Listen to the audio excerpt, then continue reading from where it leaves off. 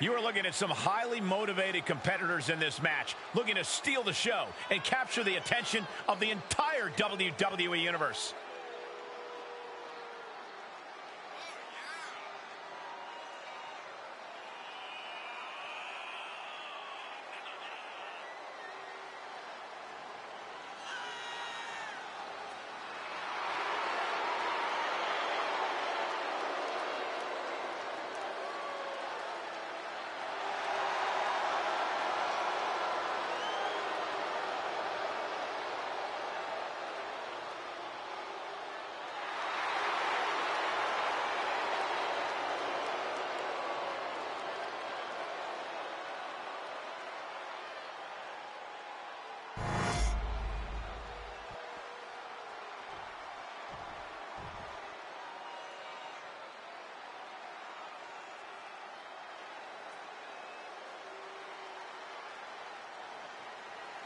Making their way to the ring, the team of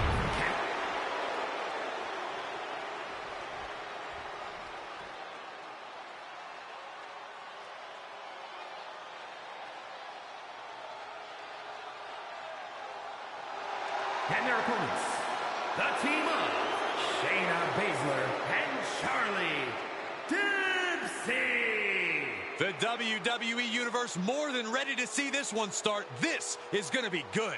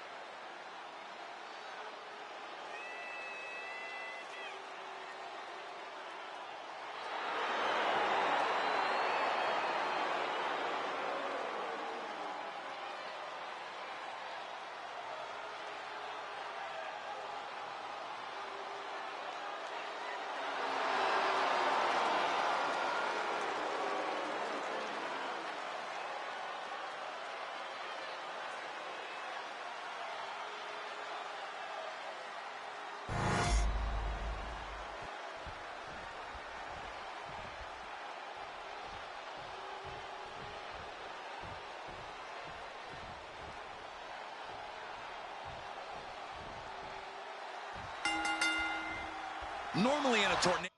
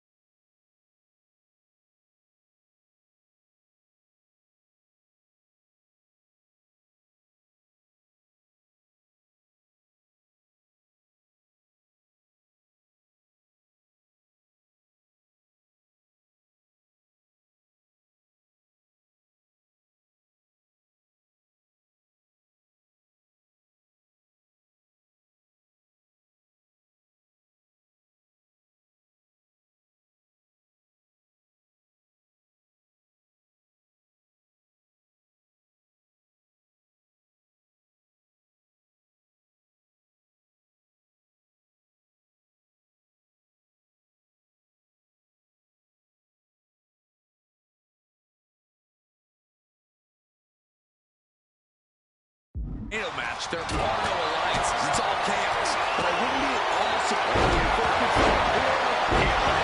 Is it the finishing touch Lynch needs? Shot to the chest. Does this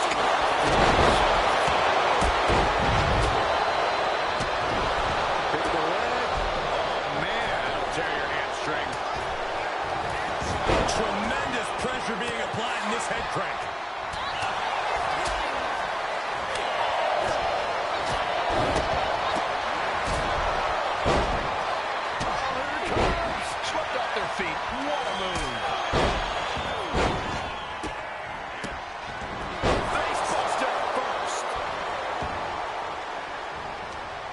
Kick right in the leg. That'll sting. Now, that was athletic. She's pumping herself up, reaching out for that burst of energy. I'm gonna hit him. But yeah, I'm gonna take a shot, man. To the submission. And the damage is just going to keep on running if you can't find the defense for this. Yeah, I'm gonna tell you something. The PlayStation 5 UI, I do not like it. I think it's ass. Starting to feel the effects of this I match. think it's too many motions to do something. I'm still not able to affect the round whole system. Don't tell me if I want to turn the game off. I'm talking about like that's how like much I ain't talking about this game. I'm not liking it, motherfucker, bro. So precise with the super kick. Thanks, Xbox. Let's press it once. And then my first thing I gotta do is go all the way over here. I don't want to do that. Just tap. I gotta tap, go down over here. Lazy? Yes, I am. I'm American, we're lazy. What are you talking about? And she releases her own submission. And I ask the question. Steam on Xbox Wii up. Y'all need to take out no game. This looks like she's setting the foundation for a masterfully laid trap. True Angels cheered at 200 days like on the picture and based on that shit ain't blue.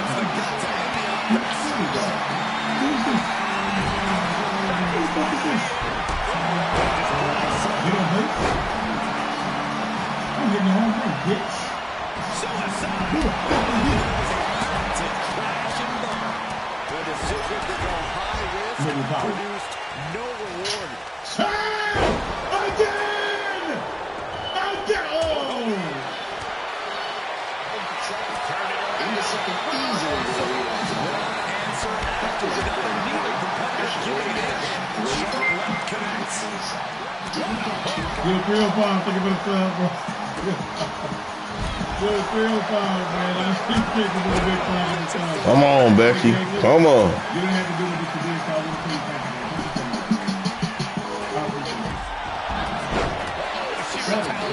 thank you. Okay. So you go to the PlayStation Store, click on MLB to Show 25, then go to add-ons, and it should be there. Everybody PlayStation Plus.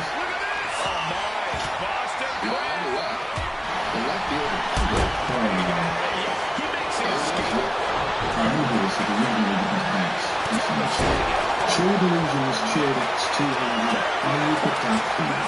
Never mind, next month is.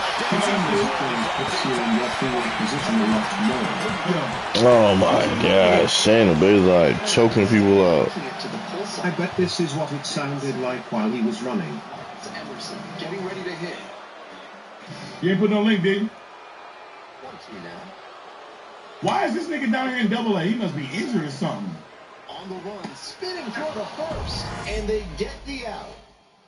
Normally in a tornado match, there are no alliances. It's all chaos. Gustavo, give me a hit, bro. Get him, Jay.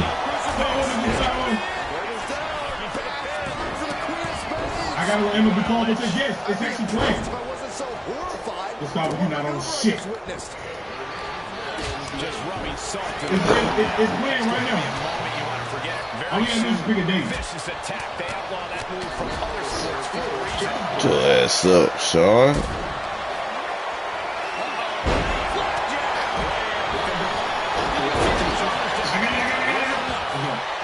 And that breaks up the pen. My bad, this is the limit. All right, I got you. She powered down immediately there. I think this ref might be a little slow on the count. Just missed going out. Oh, perfect hit. Perfect hit. Fuck you! There was no respect shown there. And he may be feeling down as he heads back to the dugout. That's a swing to be proud of. That ball is a Wow, bro.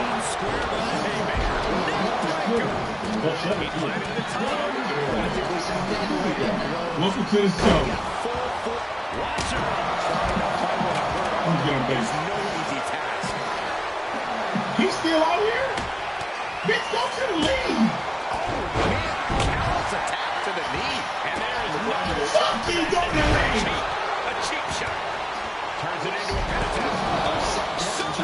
He still has enough energy. You dang, Becky. I knocked these other fools out. Come on. Come on. Double or better.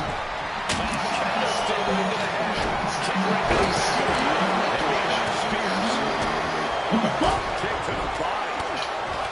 Oh my god, I'm not gonna get a double. I should have went for the double up there. That's a fire move. That was a fire move, Candace. That's a fire move.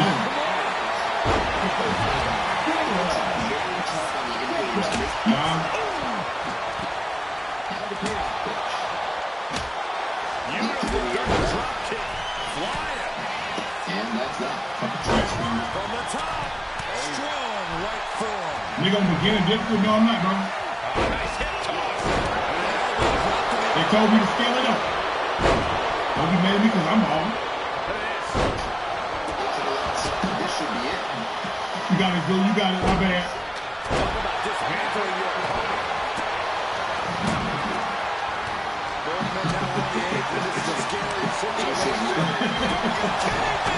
What?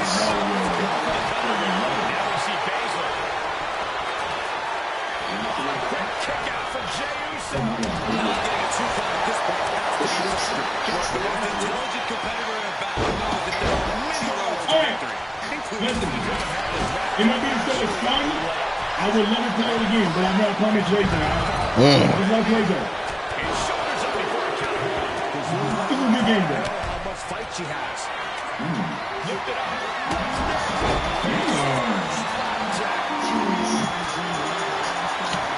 Come on, man. Spears his opponent in the fireman's carry position. And an impactful display of offense we just witnessed there. Well, she breaks it up. Not on her watch. Hey, yo, man. This is turning into Swanson Street. Up the rope he goes. And up high. You gotta be kidding me. Hey, yo, man. So it is off the dribble versus Houston. We are up 4-0 right now. And I was at what Negro Moon will be 5-0. But the city is saying Malachi is really one of them. I got to see some of his clips. That nigga get busy. And Malachi, what you want to say, man? Y'all here representing Houston? Thank y'all for inviting me out, man. I appreciate it. I asked everybody, man, how would you describe your game in one word? Hybrid. I like that. I like that. The Moon Jams. Man, what you gotta say before the Black? Man, I'm a mission, dude. Got it. Yeah. Oh. Let's pick this shit up, man. I always ask everybody, you got a score prediction? A score prediction. I know Moon don't get score prediction. He just say well. But man, let's get busy, man. Houston versus Austin. Game 5. Let's get busy.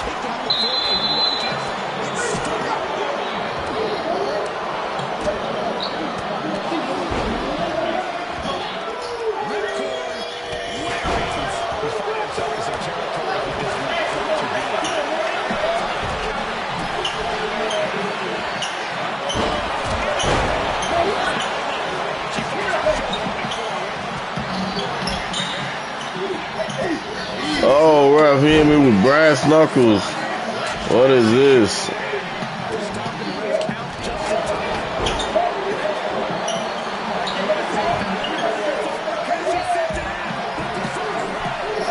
Come on. Damn.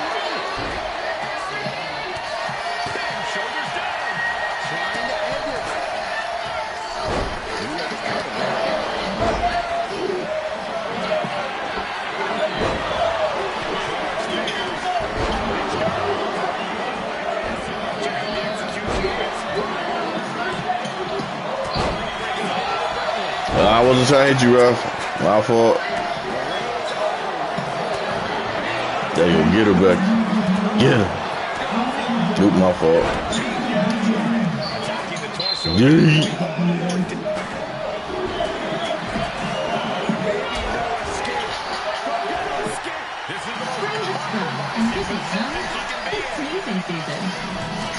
Damn. Gentle on your eyes and nose. For whatever happens next, grab. Normally in a tornado match, there are no alliances. It's all chaos. But I wouldn't be surprised. Oops, hit the ref already. Oopsie.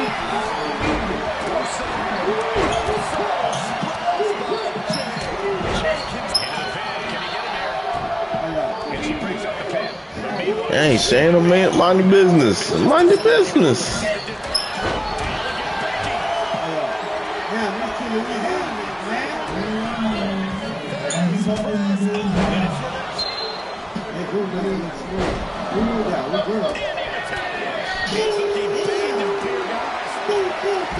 Man.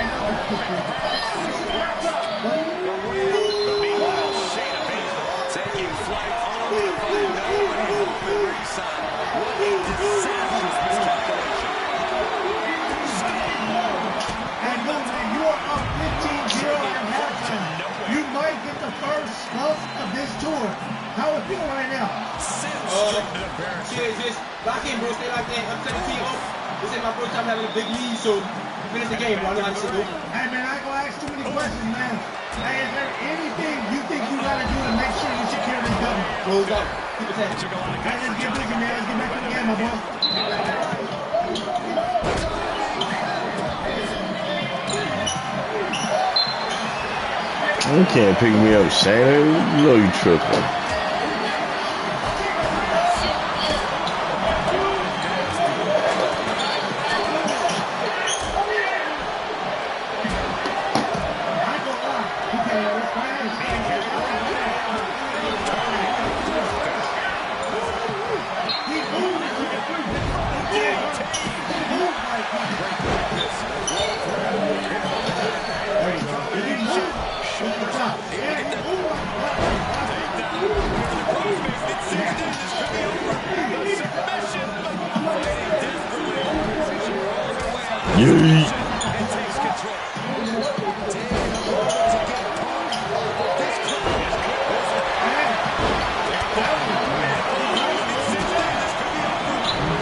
Come on. Hey, somebody break up that Charlie Dempsey. Is he hurt? Is he hurt? Nah, he ain't gonna submit.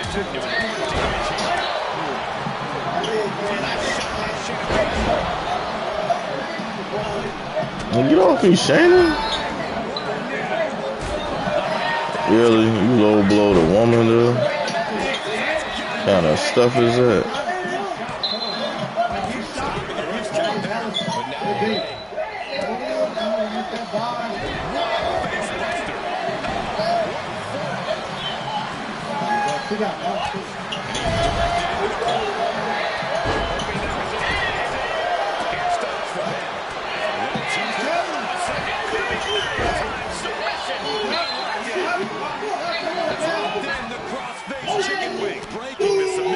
Damn, that's a crazy finisher.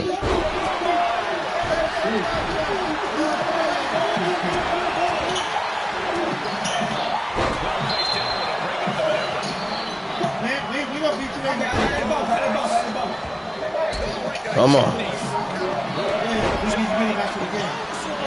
I'll fight them all. Come on.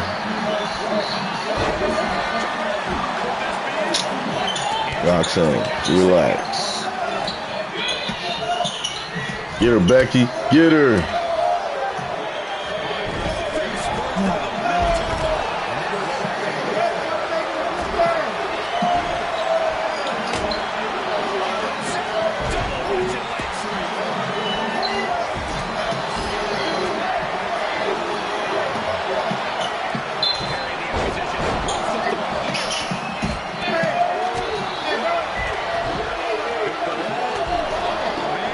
It's alright. I got you. Whoa. She reversed my stuff. I don't like that. Hey, somebody break up her roll.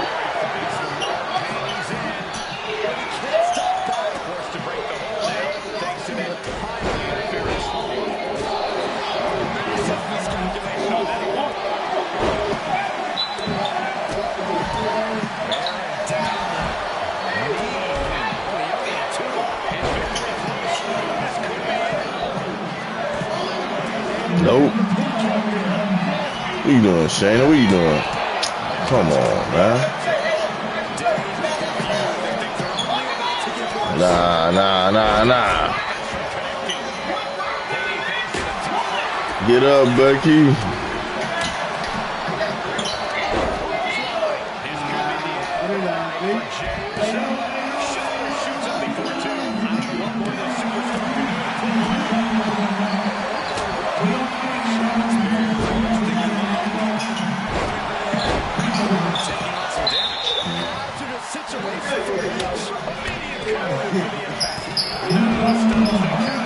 No, sir.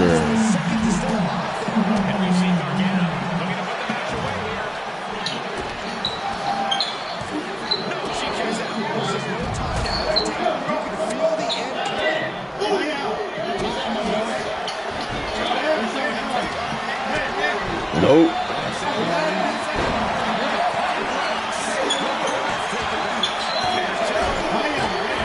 Damn, I thought I ran over and hit.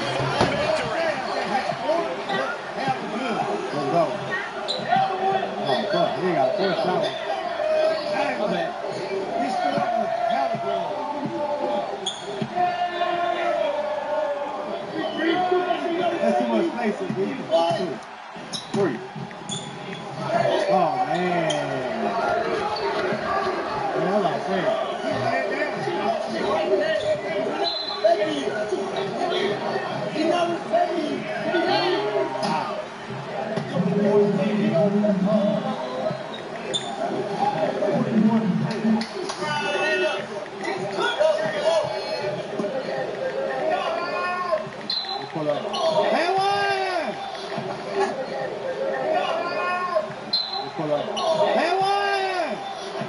Hold on, wait.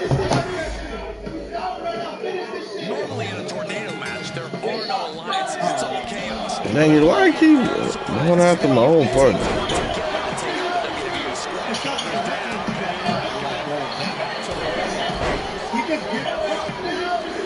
Oh, that's a nice move.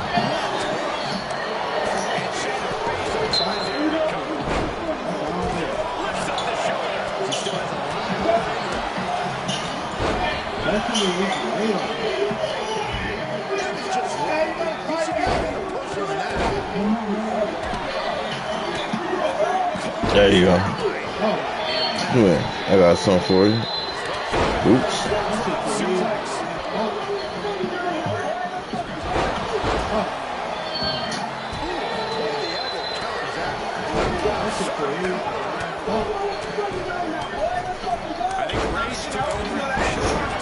Hey, yo, man, final score was 30-9. And really, he got off a couple of little quick threes. It was easy. It was sitting great, but I gotta have my money. Man, good money. Was there any point in this game where you was like, man, this shit hard? I told y'all, I don't know what person wants to.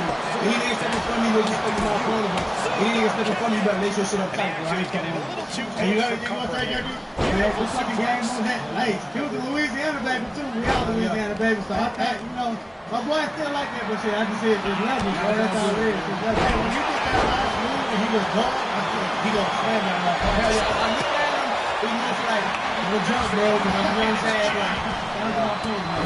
Hey, shout out, bro, for another brother who went 5 home to the shit up, bro. Boom, money line, everything. You ain't fucking with us, Houston.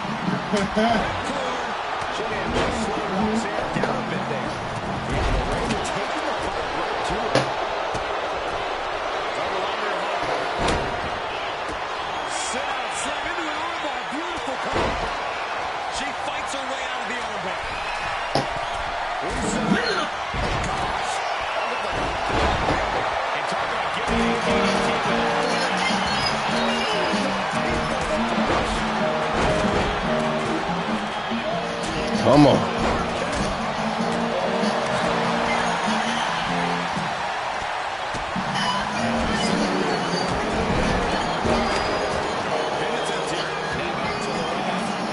Straight into the pen. He breaks up.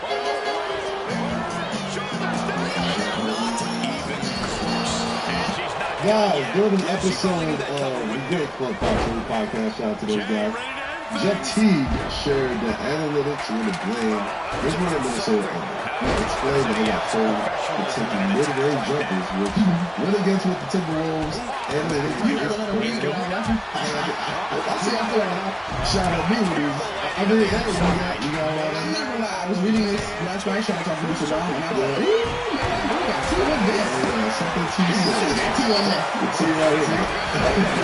The only thing I can limit you is believing that you are limited.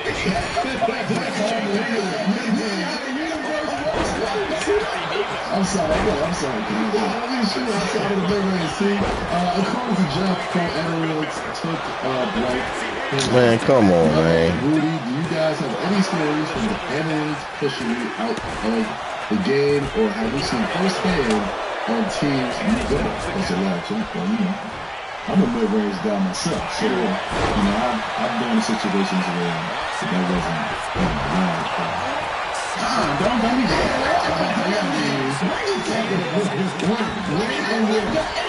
because y'all are obviously good dudes all your careers. And suddenly somebody's like, hey, don't take that shot no more. I mean, how they told you? That's not a good shot. If I make it, it's a good shot. You know what I mean? So, I mean, yeah, I mean, okay, you watch Spurs didn't like it. Spurs didn't like it, and Utah didn't like it. So, we was in the middle of that situation, that whole sway of like, what's a good shot, what's a bad shot. You know what I mean? So, the clarification of basketball. It wasn't easy for me to be like, damn. It was easy for me to be like, yo, something like doing my work, life, I can stop doing it. This is what got me here. And that's where, the tension, with certain situations got for me. But I mean, I understand how you feel. But especially as a point guard, right? What shots you got? You can take out the floater too, really? Yeah, exactly. So, you limit some people and it opens some people up. I think it made the game more, less competitive. So as a player, get off me.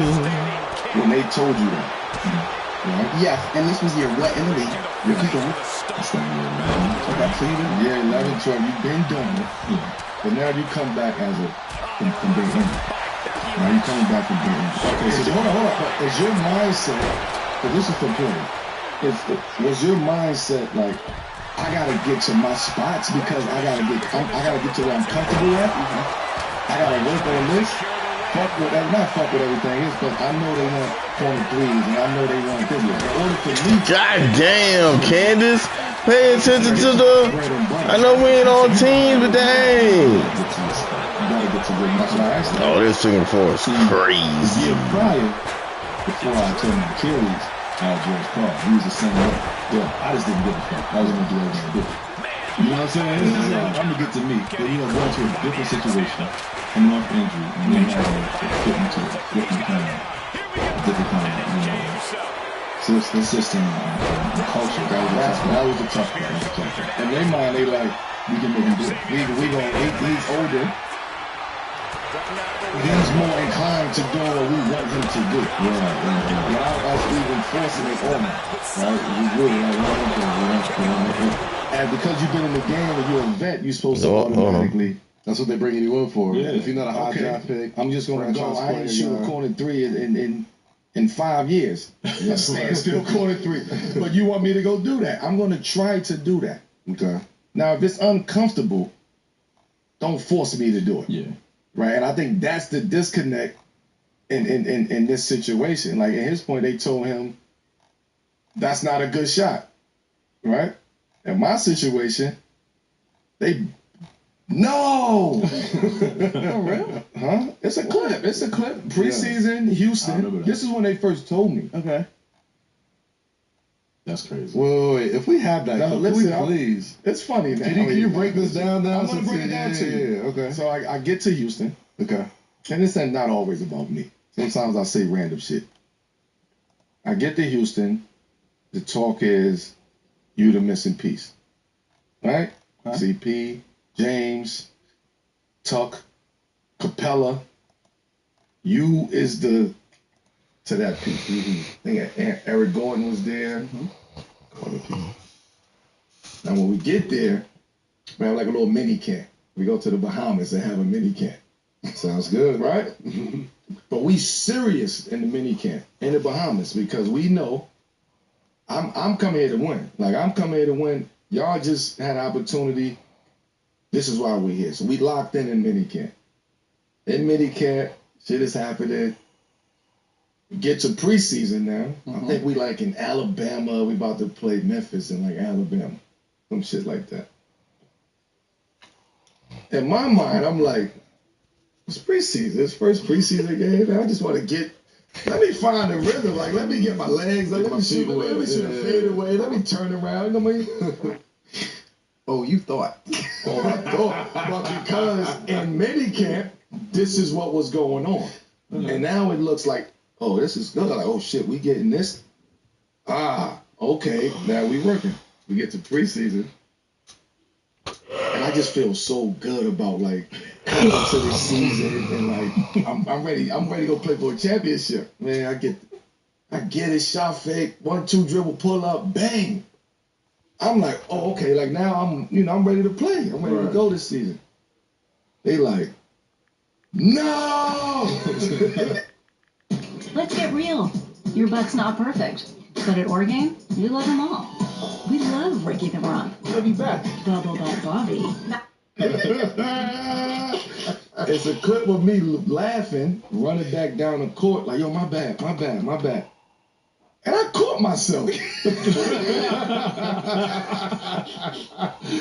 I had to catch myself. And this is where, like, the ego comes into play. Because I'm like, you want me to take away everything that I built my career off of, my game. This is why people know me. This is why people would want me on the team to bring this right here. Especially with this team. This is what is missing. You're missing a post-up guy. You're missing somebody who can draw double teams. You're missing somebody who can score 4 or 5 different levels. Along with James and CP and Capella. Yeah. Like, it was a hell of a situation. Yeah. So for me to come back and practice that week, and they put something on the board that says mid-range shots. They break it down. Or shots per game. Certain amount of threes, say 40, 40 threes. Boom. If we have 90 possessions in the game, 40 to 50 threes. Right? Yeah. Free throws. Right? Fast breaks, right? All of this is like broken down. Like what we should score on fast breaks per game, what we should score on free throws per game. How we get into these mid-range 12 or less. Out of 90? Listen, just use 80. Just say 80. Say 70. Yeah. Oh. I just use 90 because the niggas shooting 90 times a day.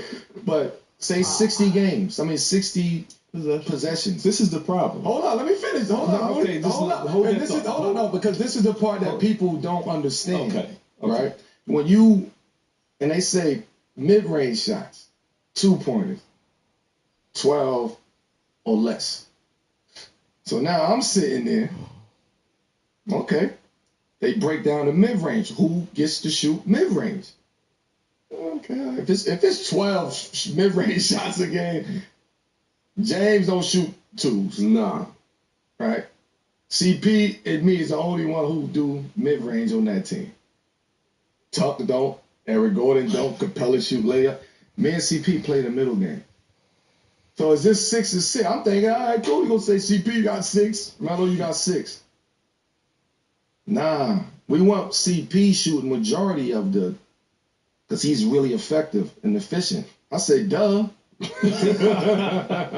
Duh. We want him to get to his right hand. Like, let's get him to his right hand over here. Like, get him to his bread and butter. But what's up with me? Mel, we gonna throw you 1 or 2 down there. Throw me what? Ooh. And so, talking about ego now. I had to really check my ego. I didn't argue it.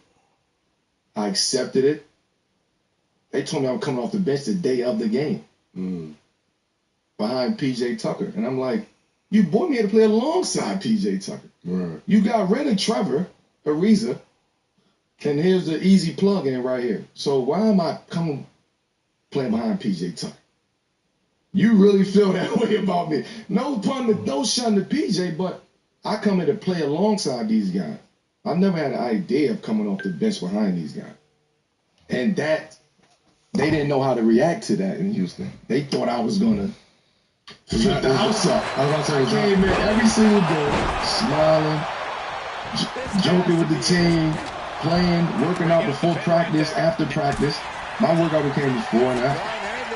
So think about the mental aspect of that. You brought me here to win a championship for what I bring to the table. And then you tell me, don't bring what you bring to the table. We want to win a championship for how we see you at the table. Now, I can do what you want me to do. I'm not going to be as effective with that. I can't shoot. I can't shoot. This sucker didn't even do my pen right as he was watching a submission. That's crazy. The mental aspect of that, of what you had to battle and deal with that, as somebody who was in my position at that point in time, that's when the shit get fucked up.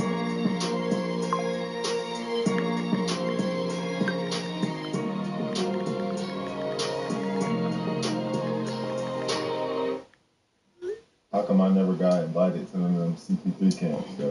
What you mean? I ain't never get no invite to the CP3 camp and all that. You want me to tell you who you gotta ask? Who? Dave. Tell him. Yep. You ran your CP3 Yeah. camp? Absolutely.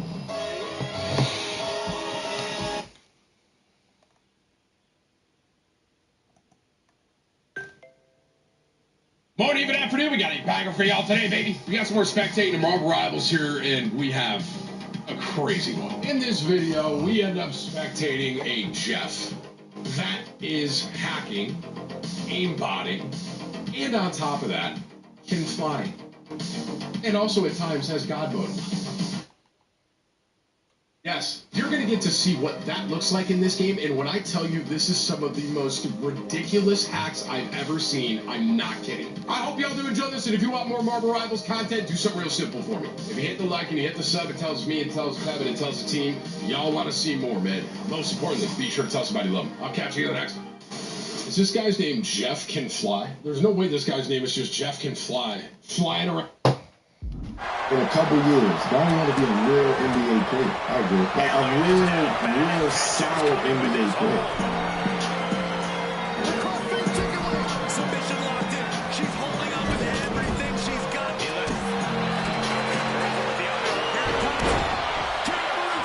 Peace, welcome back to Saturday Film in Brooklyn. I'm Carmelo Anthony here with my co-host. Hey y'all, Monica, I'm back. New job, Mom, was my title today. Yeah.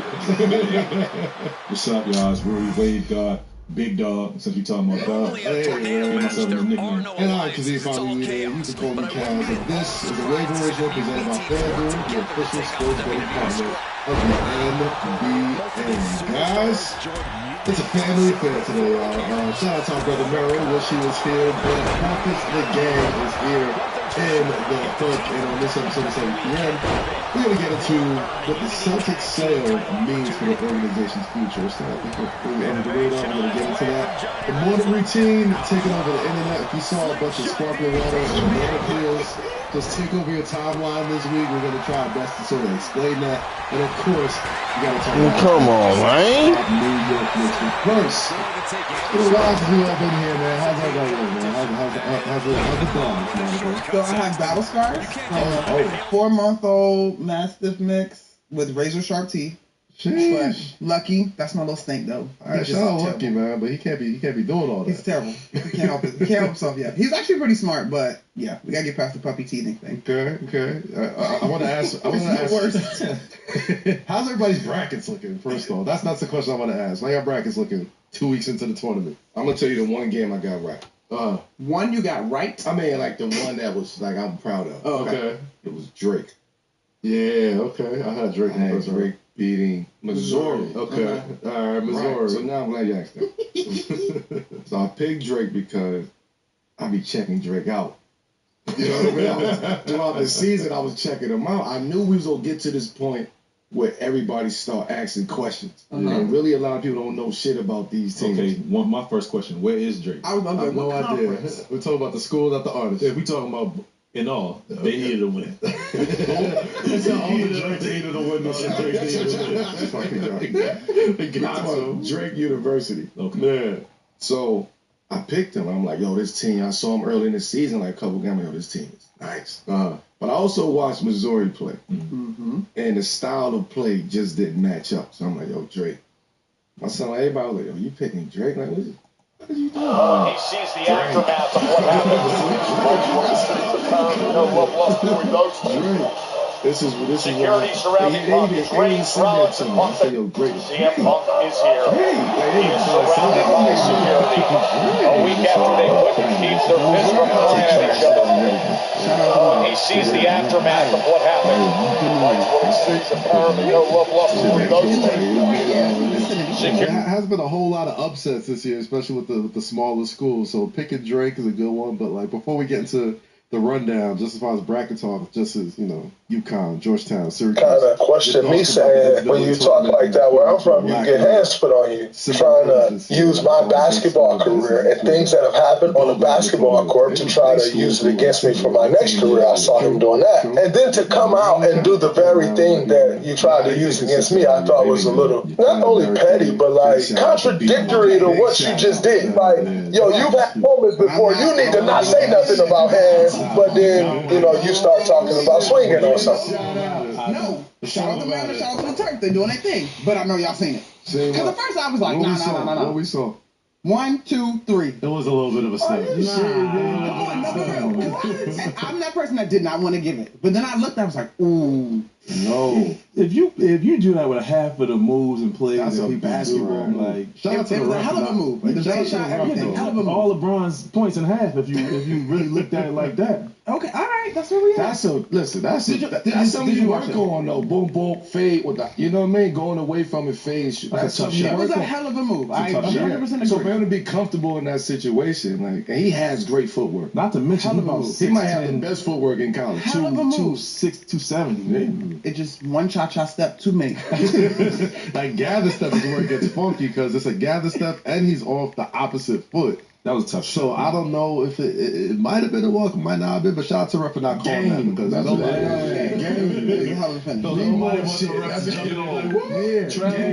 Not too many people can make that shot. I'll give you that. Yes, 100%. Game. That's a tough angle bank shot. Like, that's different. That's tough. Going one way, shooting it, like, that's different. And that's what the tournament's all about, too, man. To have those moments, illegal. To get the buzzer different as it illegal.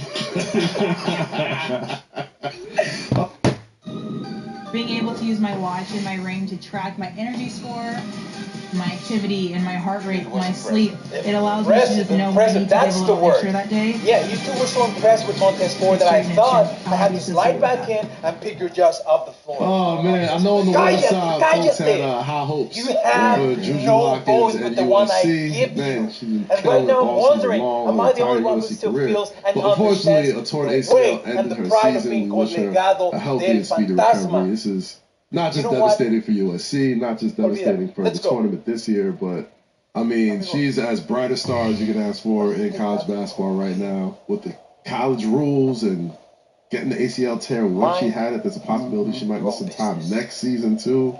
So that's really tough. I want to ask you guys, do you think this is the last time we'll see Juju Watkins on the college basketball court? No. Absolutely no.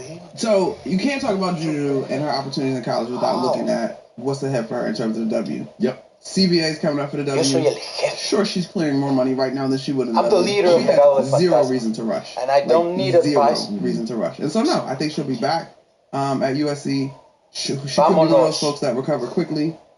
We just see Paige Beckers do it, Paige has done it. Olivia Miles had to do it at Notre Dame. There's no reason for her to rush. She's 19, right? Man, you never know nowadays in college, man. You think they 16, they 21. Nah, we've been following Junior for a while, so we gotta know her age. Yeah, but it's not really, 19, it's not even a thing, man. She can take her time. This is a message to the WNBA. Figure it out.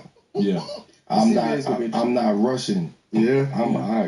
I wasn't supposed to come out until after next year anyway. You get what I'm saying? So while y'all figure that out, I'm gonna collect this bag over here at USC. Players like her, because the money that I make, we just talking about the money that I make at USC over the next 3 years will be a lot more money than what she would make coming to the WNBA. But players like her, first 2-3 years. Players like her she's definitely a conversation piece when it comes to that next season. Yeah, they want to get it right. Yeah, get the money right. You know what I'm saying? They have to. They get the bags right. And it's rare, there's not a ton of, especially with leagues, we could kind of see from a vantage point that the women's game and the WNBA players have a ton of leverage right now. Unrivaled is great. Yeah. They have actual money that they brought, real investors that are making it a real thing. You got this influx of great talent coming up from the college, not just junior, but you got Navarro's, Paige Becker, Kiki Rice, Malaysia Fawali. Like everybody that comes in there is going to be a household name amongst women's basketball circles. And now the junior thing sort of hangs over it all. Granted, yes, it sucks for the tournament. Yes, it sucks for USC. But, this collective bargaining agreement with the WNBA is going to be so interesting to watch because they got to get this right. Like, we're seeing the money that granted, it's beautiful that it sucks that she got injured, but for the first time in a long time, in years past, a college star would get hurt and would be like, damn, we'll never know what that person could have done financially. At least in this day and age, we know they did it. It's a little classy beer,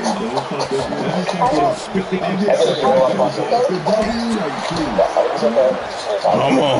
Figure this out. Not looking at Juju. I'm just saying, figure this out because this next move is really, I'm nervous about it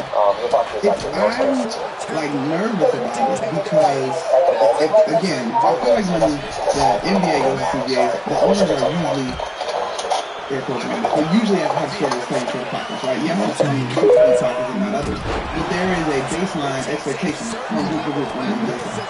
The W, for all of the growth that it's experiencing, you still got owners questioning what is actually the standard, what the standard should look like. Everybody is not an Aces or a Liberty or even Seattle's new practice facility or Phoenix's new practice facility. But if you talk about the teams that are probably going to be at the top of the lottery, Chicago, for example, just hypothetically, there's no way a Juju, when she gets healthy, is coming to Chicago with the way that they have operated inside their standard right now. And so there's a different pressure for these owners to get on board. Give me 200, I'll buy it. At this point, the women of the W give you 200 about my Chris Brown. How much your Chris Brown tickets? I don't know. They probably cost more than 200. 29 years but why old. would I give you my 200? I could just take my 200 and get my Chris Brown ticket. Chances them Chris Brown tickets cost more than $200. Okay, but why should I give you $200 to pay for my Chris Brown? Let's look at these Chris Brown tickets.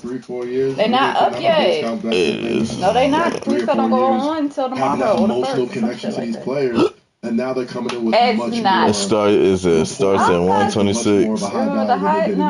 So it's gonna be interesting to see. I'll add one more thing to that. Please. I think with the women's basketball, like the women, with the players, they want standards. Man, he ain't even coming this way. So what you looking for? This one, August 10th. Yes. Who waiting that long, bro? You might as well forget. You might as well just forget. No, it's not. Look when he starts. Who else April. They goddamn far away. Michigan ain't that Nobody. Pennsylvania is 6 hours away. I don't care. This fight of nah, I ain't trying to see no dudes sing. I'm good, man. Look, $133 right there. You talking about they ain't got no tickets up. It's on a Sunday. How you gonna go there on a Sunday? 7 o'clock at night. Right, so don't even. I mean, that junk ain't ending until 1 in the morning. $130. It ain't nothing. So give me this 200. You already have this. You give me 200 now. I'll pay for both days. If anything, it's like you guys should be trying to work and figure this thing out together because.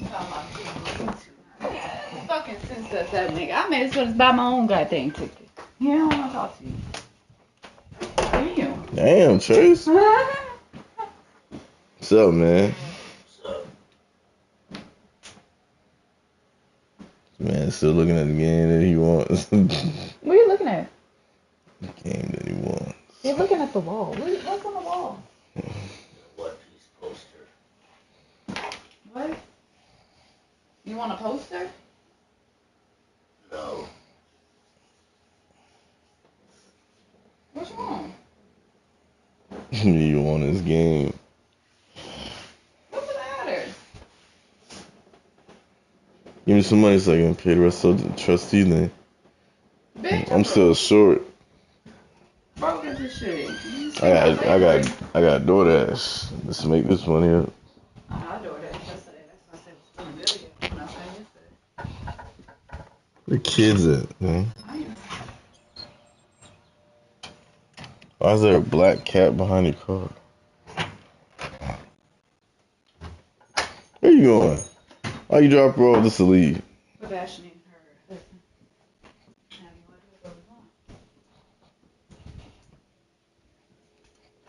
Dang! Yeah, can't drop my child off.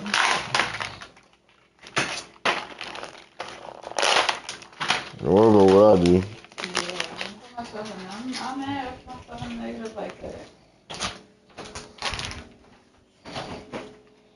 People make a plan. How make a plan ain't got no liquor money. Go see Chris Brown, he said. You know, I'm gonna take my tax next week. So I had a field day. I was so damn tired. I'm gonna finish this shit. I mean, I made $60. I was gonna pay for my wife and my pot. Pay for pot. And pay for Netflix. So I was like, shit. I'm tired. I'm gonna make some money before I go on this trip. Trip for what? I'm taking the kids from Murphy. I'm putting market in. I got my all shit, so I'm gonna buy out some milk.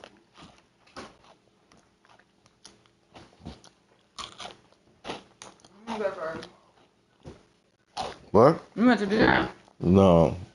I'll probably go to the... Girl, please go to hell. Please. We go Planet Fitness. Yeah. They say they don't like black people. What? They say they don't like black people. Who? Planet Fitness. How you know? Everybody go, Let's go there.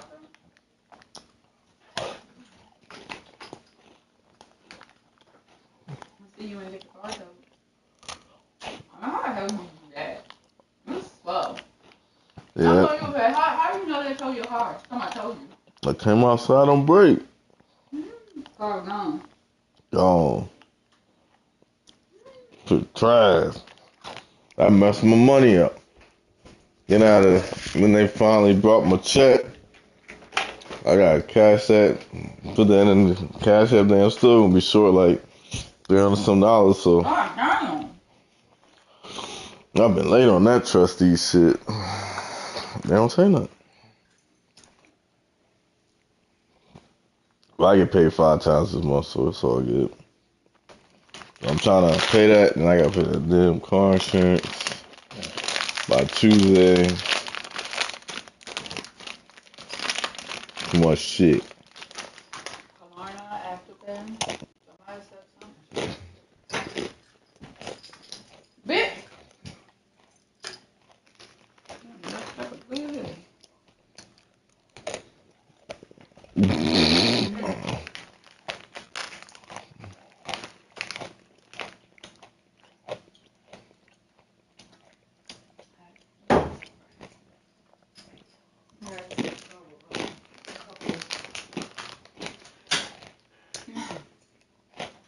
I need the cup and take it with you. But that's not mine. It's Maya's. It's hot outside today. So go on out here and get your money. You know they're gonna be busy. It's hot. It's nice and warm. It was nice and warm yesterday. I was burning the fuck up. Alright. $10 tip and a $3. That's $13. Yeah, it's mad busy right now. 12 o'clock. New news. You could definitely hit 100 today. I hope. Come here, Maya. Mommy, why are you being silly? You just told me You want to do your friend downs. You do.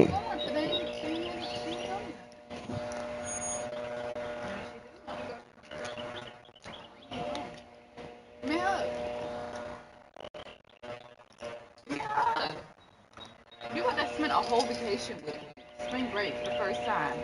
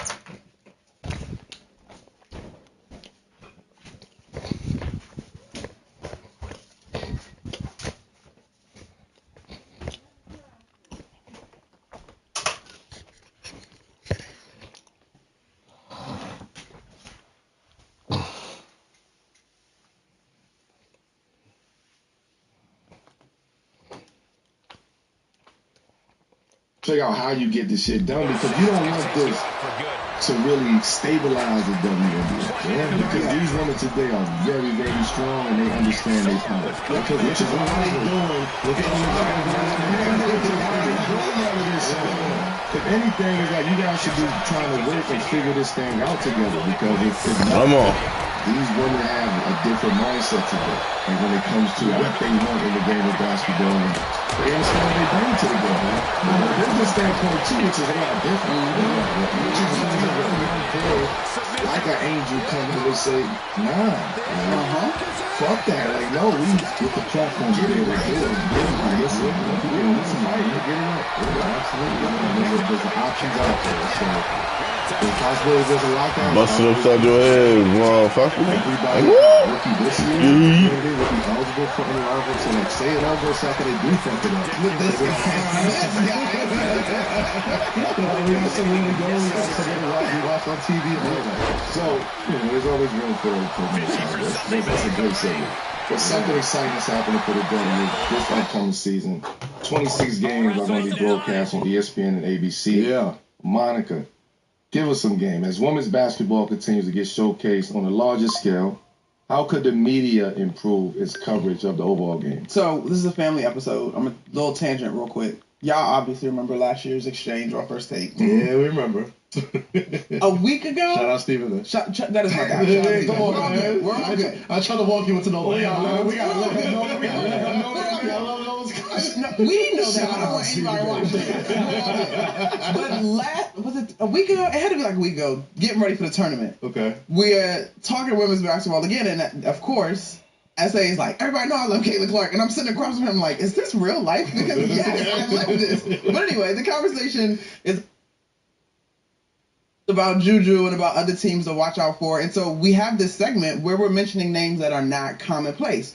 I pointed out Texas, I pointed out UCLA, Rory Harmon, Madison Booker, Lauren Best, Kiki Rice. Like, it was a moment that I was like, wow, to go from the viral whatever from last year to a real conversation. And then we followed that one up later in the week with Andrea Carter talking tournament again. I would say of the media, the coverage, you cover the sport. Cover the sport. Right? And I'm not saying I'm a member of the media. I know we're going to talk Lakers, Warriors. Like, I get it in terms of the rating piece of it. But cover the sport, which means you got to at least mention some of the teams that maybe don't have marquee names that people recognize off the top. Because we have the ability to sort of educate the audience. So for me, that's my biggest thing going into this season. I really hope we never ever start a segment on a Monday talking about a flagrant foul that means nothing, like ever again. But I'm super excited. I mean, the brand power is there. The Aces and the Liberty play on national television a bunch of times. Of course, the Fever are on national TV a bunch of times. All but 3 of her games on national TV this year. Between all the national partnerships, It's big. And that team overhauled, so they're gonna look really different. They added Alana Bonner, like Sydney Colson is out there. My girl from Sophie Cunningham from Phoenix is out there now. They loaded this year. Yeah, they re-up. They might be really trying to make something happen. I mean, shoot, you see what Caitlin Clark does for a year. A lot of these WNBA vets, not only they go there because she's a great player, but it's like 26 nationally televised games too. Mm-hmm. Can't be mad at that. So that's why I don't fuck it up. You're absolutely right. Don't fuck it up, guys. Let's segue into this, man. 7 p.m. alum Mikal Bridges. Just keeping it real with Knicks head coach Tom Thibodeau. Here for me to talk about this, but we're going to do it anyway. He revealed that heading into the final stretch of the regular season, he asked kids to reduce the playing time for the starters. And the minutes police was out, but they sirens quickly. As Mikal put it, quote, "You got a good enough team where our bench guys can come in. They don't need to play 48, 47 minutes. Dylan Brunson recovering from a sprained ankle. Karl Anthony Towns had some hand issues throughout the year. The Knicks broke down in the playoffs last year due to injury. Come on. OG, no Mitch. Is this a fucking with you or fucking with us? I didn't want to talk about it. I'm not a member of the minutes police, but it's got to be a question because Mikal brought it to the media, and now it is a question for all of us. Respect as the Knicks continue to get healthy heading into this playoff stretch. I have to ask. They're going to try to steal my pen? Do the Knicks have a Tom Thibodeau? Okay. I was present at the Mikal Bridges shoot-around availability when he said that. Okay. Give it context. I think Bondi might ask a question from the New York Post. It was not I told Tibbs we didn't want to play. It was much more we have confidence in the guys coming off our bench. Communicating. Right? Yeah. It was not I think it got played as if I don't want to play. That's not the way he was saying. He was leaning on the wall. He was chilling. Y'all know how post shoot around scrums are. Of course. He just was our bench guys are playing well. If the starters don't have to, they can. Do a solid for the bench. It was much more about supporting the bench. Thank you so much. A confident joining Charlotte Flair tonight on SmackDown. As soon as he said For my guest, the WWE's Women's Champion, Tiffany Stratton. Tiffany, let's be real. Charlotte, she came at you pretty hard last week. I mean, it had a lot of people talking. Yeah, people talked at you, and Charlotte loves to hear herself talk. I mean, 10 years in the business, she's just so insecure that she can't let a rookie get a word out.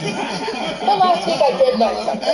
I learned that walking into WrestleMania, I'm not the one that has something to lose here. The truth is, if I lose, then I lose to Charlotte Flair, the legend. As a 25-year-old rookie with a year being on SmackDown. But if Charlotte Flair loses, on the flip side of that, honestly, she loses I'm sitting here listening to undeserving, and I'm delusional, like, there's no way unoriginal, backflip doing, blonde hair having, knowing what little girl. Nah, I'm playing. Did I get it all, Jackie? I'm mad if I come out the and game. Tim, you bet not take me out the game. We gotta lock the fuck in. Don't take me out the game. Finally shut up for the sake of literally everybody. You see what happens in Vegas, stays in Vegas. And I'm gonna make damn sure what stays in Vegas is Charlotte Flair's massive ego. Let's go. Because I'm walking out of WrestleMania WWE Women's it's not a comparison, but it's like the mindset. I don't want to come out the fucking game. I'm mad if I come out the game. Nah, I'm gonna be honest with you. I never even how you saying minutes. When you playing, you never even know how many minutes you playing. You're like, I played the whole game. I didn't even notice. Like, if you weren't a Nick before, if you were a Nick, people will know immediately. Like, you gotta sit them down. I led the league I was up there in the league in minutes at one point in my career, and it's like it just felt like another game. You're competitive. You want to be out there. Even when you're sitting up, man, when you gonna put me back in? When you want to go back in? You sitting there like, if you're competitive, and this is a team that's really competitive. You know what I'm saying? So I don't think. Obviously, the media does say. God dang it, get up. And situations, but as far as with that, shit. Thank you. I would love to play the team, bro. Okay. I ain't gonna lie to you. I probably would have did the same shit. I probably did the same shit. I probably would have said a little different. The first time I came on this show, I told a story about you not wanting to come on the game. You talking about Tibbs. You talking about the Tibbs culture. Well, like, I don't know too much about that. I just know I wouldn't want to come out the game. No, me too. From a real competitive standpoint, there's no way I want to come out the game. I'll figure the shit out. I'll figure my body out. I'll figure all that shit after the game. Practice is done. Practice is done. Practice been done since February. I'm not. Let me play devil's advocate for a hot second, right? You're the third place at the New York Knicks. You see the Celtics. He runs his career the most violent, the most diabolical, the most dangerous, a beast slayer, a conqueror, the goat of all goats. So that they say at the end of the match, ladies and gentlemen, your winner, the ultimate needle mover, the head of the table, the tribal chief, Big Dog Mode himself,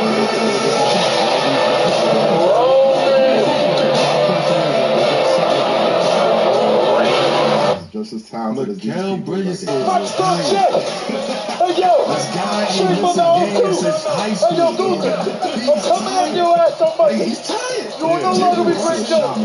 You will be Private Gunther. And you will. Salute. Injuries will tell you that.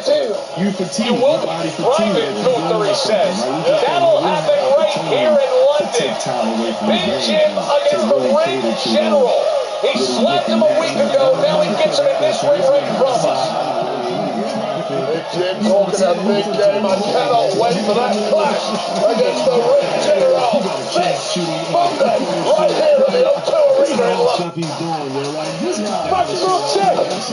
Hey yo. You know what I mean? This is what they do. My guys is locked in over here. They got kid photo shoots. They got. Okay. Yeah, that's 23 in the back of my Levi's, face to the side with the hat like I'm T.I. So I put the tape in the back like she's T.I. Fuck around the play cause I'm rapping and sing I don't got to shit up every day, but I keep mine. People don't want to come to New York because it comes with more than just being a basketball player or a football player or baseball.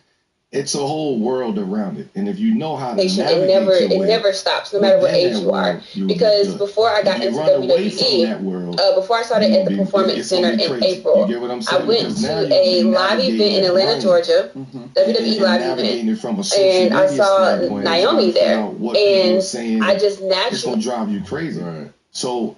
You gotta embrace everything that comes with being. What in the world is Naomi doing? From what you saying? Well, this is a very different Naomi we've seen over the several weeks of this. You have to think is essentially a proxy attack.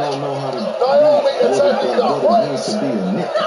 Jake Cargill, the Storm, who has been the main point of attack for Naomi away. Yeah, we just saw moments ago Ethan Nugent giving support to Jake Cargill, and this is how Naomi reacts. Now will be a friends with in this game because making friends with one person is making an enemy of somebody else. Big right hands, time and again. Oh, just smashing her into her announce desk. So now beating her down is Naomi. Absolutely unhinged version of Naomi. Looking the most normal one off. Choking to look at who's coming running down. Here comes Jake Cargill. Looking like Uma Thurman from Kill Bill. And she's here for a match.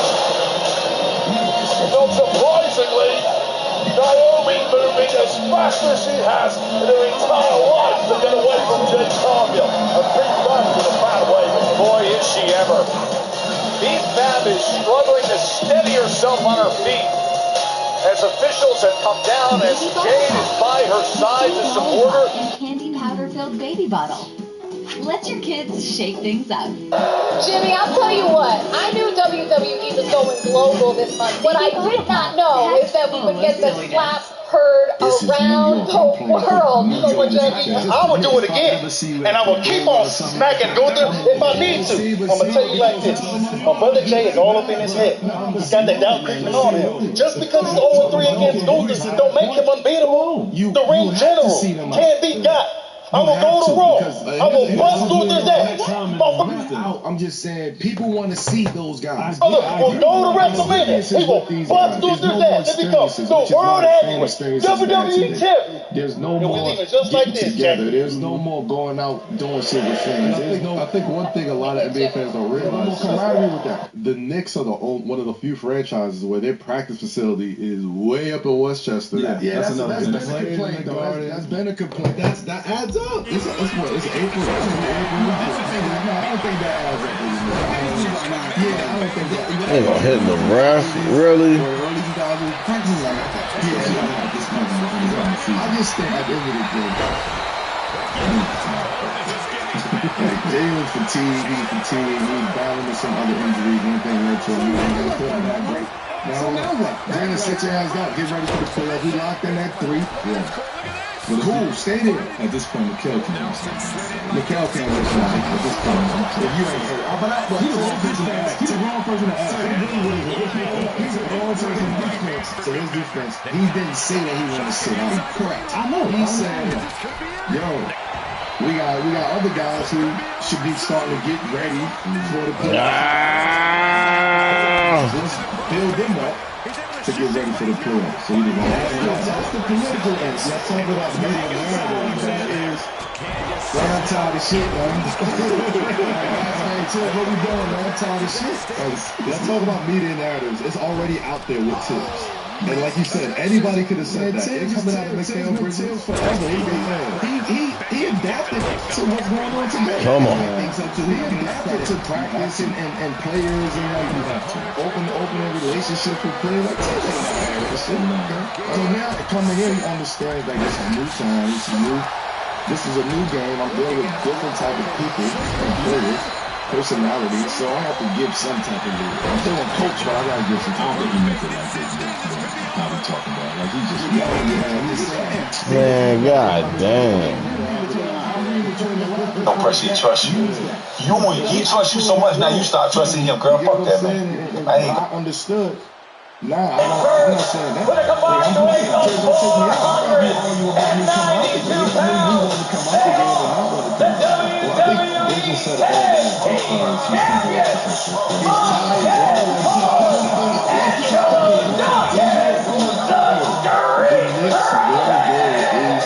championship. Their goal is to get past the Celtics, to get past the Cavaliers. So, I guess I want to ask you guys, what's one thing that you would change about this Knicks team that you think you can just address what he said, especially given if Braun swung on me, I would have record against the Cavs. In what situation against the teams? I would have said basketball. What's crazy is we talk about. What's crazy is they said, what was he supposed to do? I'm telling everybody, look, in the middle of a game. Do what we gotta do from here on to the It's mid-time out, by the way. LeBron didn't mention putting hands on that nigga. That's what I'm saying. We don't get worried about after the penetrator. Clearly that Stephen A. Smith is feeling the same type of way. Because he's not talking about violence. Exactly. You took it like this. Yeah, he did. I was the one to swing at on the other side. I'm just saying, and say something back. You didn't say nothing about it. He didn't say none of that. He's just like, and sat down. I'm like, bro, but you can't do that and then go back behind the camera and start talking. That's crazy.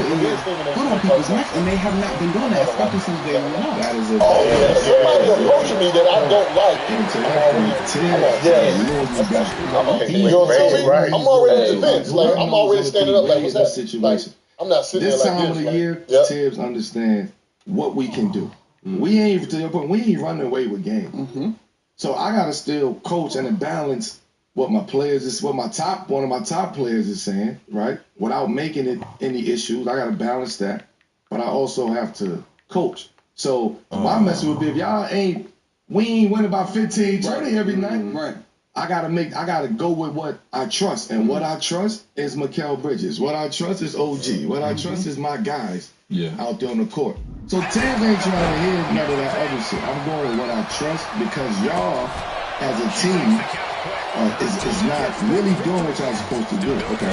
If you want to have that time and less minutes, and Let's get out the gate. Let's win by 10 plus. Let's be 15 plus. There you go. Now you can let the But right now you're supposed to be tightening up. What time fighting in this match? I'm tired of it. I mean, to their defense though, like this is the time of the year where them lineups the shit. It's teams that ain't got any match.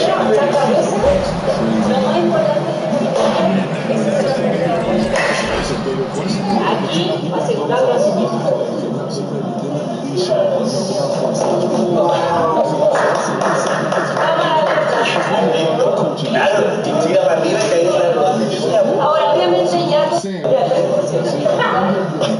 What's happening is we're seeing it, and we know we've been in it, and y'all see it as fans. The last 10, 12 games, 15 games, guys is done already. Yeah. It's teams who are completely checked out by All-Star weekend. So to have teams travel and force them to play, and now the guys who's been there, the veteran guys, the money guys, they ain't. Stardust, you recently wore the Randy Orton RKO shirt. Just talk to me about your collection and like how big is it? Well, I buy a lot of T-shirts of people I'm a fan of. Unfortunately, as things go in WWE, I end up not being a fan of them sometimes. You know, they turn out to be jerks. So I had I have a lot of shirts. The Naomi shirt was actually that one took some work because I couldn't find a shirt of hers that was my size. So I ended up asking Sarat, one of our gear makers at TV that day, he could cut the Naomi design and sew it onto a KO shirt, which is what he did. Because I thought it was important to bring her, show her support and, I forget who I was wrestling that night, but it was just complete coincidence. I just wanted to show Naomi some love, The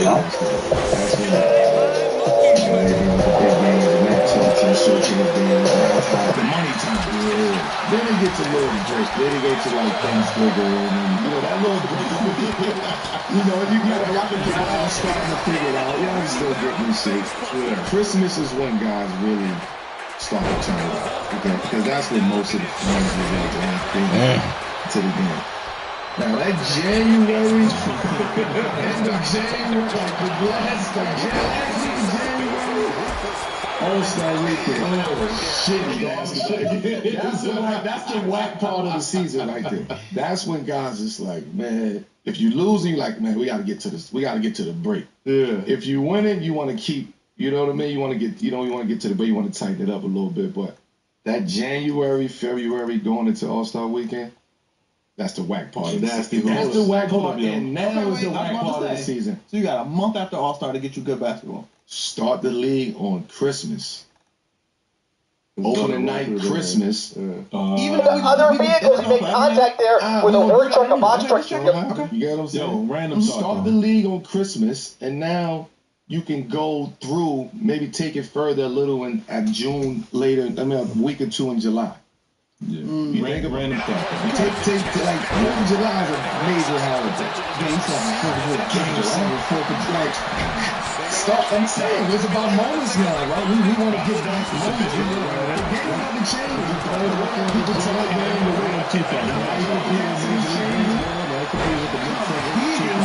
Ain't no way. Get the shit out of you. He's sucking right. Second one. Dog park, nobody else was there. I think he lost his mind. Second one. I'm just thinking about Mikal Bridges again, man. Oh, God. If teams play him 20 minutes on a game, he go 2 for 12. He gonna be mad as shit. You know what I mean? No, fuck no, man. I'm just random. That's true. Sometimes I say random shit. Hey, that's what I do. But man, the moral of the story is, Mikal, your ass is tired. Listen, you might need a couple days. You can. Go have a couple days. Get your body right. Get your mind right. Cat get right. Jalen get right. You know what I mean? Now you can start seeing the picture. If you say we have to be healthy, fuck the minutes. You just have to be healthy going into the postseason. They're going to get the week between the end of the regular season and the playoffs start. Take 2 days. Nah. You need something less because that's really hell week. And not hell week, but that's like lock-in week. You know, you gonna practice them. You in there all day. You in the gym. If you believe in your teammates right now, the way that you just said the guys on the bench should be playing, then take off right now. Oh, y'all was saying miss a game. Miss a game. What? Okay. He ain't gonna do that. That's not. I was gonna say that's not. 2 practices. If you got 2 practices in a row, so don't complain about it. Is what I'm saying. Yeah, that's the. I don't think it's a complaint, but like I'm reading between the lines as somebody who's been in your shoes. They understand what you're really trying to say. What you're really saying is, I'm tired. My guys is tired, which is why Dylan might be getting hurt, which is why Cat might be getting like we're tired. We can't come out and just say it. We're very intelligent and understand. We have a college education. You understand? We're not going to ruffle them feathers like that. But here's how we're going to say, I want my bench to play. I want the guys on the bench to play a little bit more. I can't tell you how tired it is. All right. That's NBA by Camelo Anthony. Speaking a very different language. After being on the market since winning the championship last June, the Boston Celtics have finally found new ownership in Bill Chisholm. $6.1 billion price tag for a brand new Get off of me. NBA franchise valuation. What does the sale mean for the future of Jason Tatum and Jaylen Brown? This season is the end of the title. Is it over? One thing I want to bring up, Dallas Mavericks was recently sold. See what happened when their friend goes away. You know, a lot of times this new ownership story came in, and I felt like it kind of went under the radar. Like one of those things where it's like, this is a great team who has championship aspirations, that got new ownership, and sometimes ownership is on the same page with they're paid, they got their own sort of ambitions and whatnot. Like, team ownership affects a lot in the NBA. So I just want to throw that to you guys. Do you think it'll end up affecting this really, really good Boston Celtics team, especially the way they play it? No. Why you say it's Boston when Cavs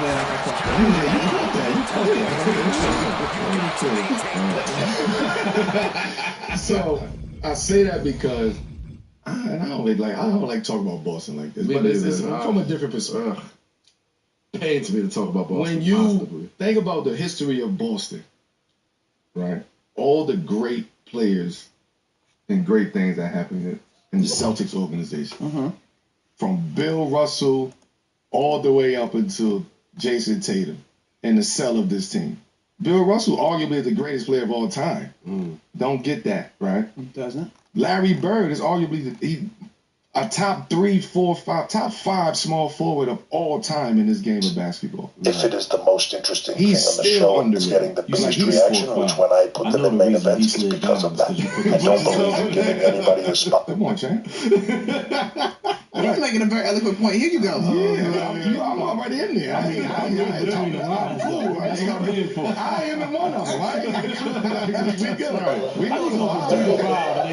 come on, man. Chinese girls know how to cook. Very specific. He's a top 5 small forward of all time. Right? Very under the radar. Just making sure. Paul Pierce, champion.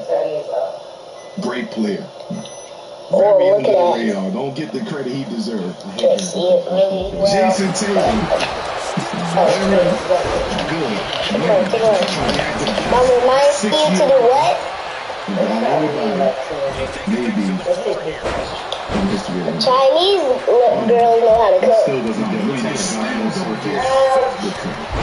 Yes! Boston Celtics sell for $6.1 billion. And that shit is underneath of this rug right here. It's Boston. It's something about Boston that is just, everything is thrown. They don't get the credit that they really deserve. Right? For that organization, $6.1 billion of Boston Celtics organization.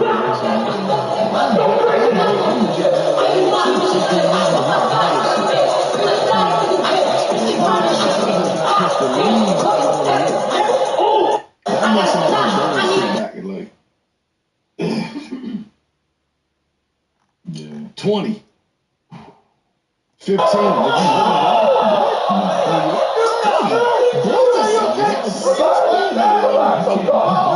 person who just sold, you buying that difference. When you buy Anyone else? No, right? Shut up. rest in peace, jackass. But it's an okay, no, it's a non-incident, right? Cool. They're the most like decorated team, decorated team in NBA history. Makes my point even stronger. No, what I'm saying, you think thinking 20? No, you got 6 is 6. That's Boston 6. First of all, Boston 6 is a Memphis 2. So what does that mean for the Knicks then? What's your evaluation? Boston 6, that means Knicks is at least double that. Easily. Maybe. That's the best level. Easily. You gotta stop it. New York vibes for you. You gotta stop that. The Knicks right now, when I was with the Knicks, when I would play with the Knicks, they could have sold for $8 billion. 8. That was 10 years ago. Dolan just did a winning contest recently. Get off of me. I wouldn't either. I make the face, you make the sound.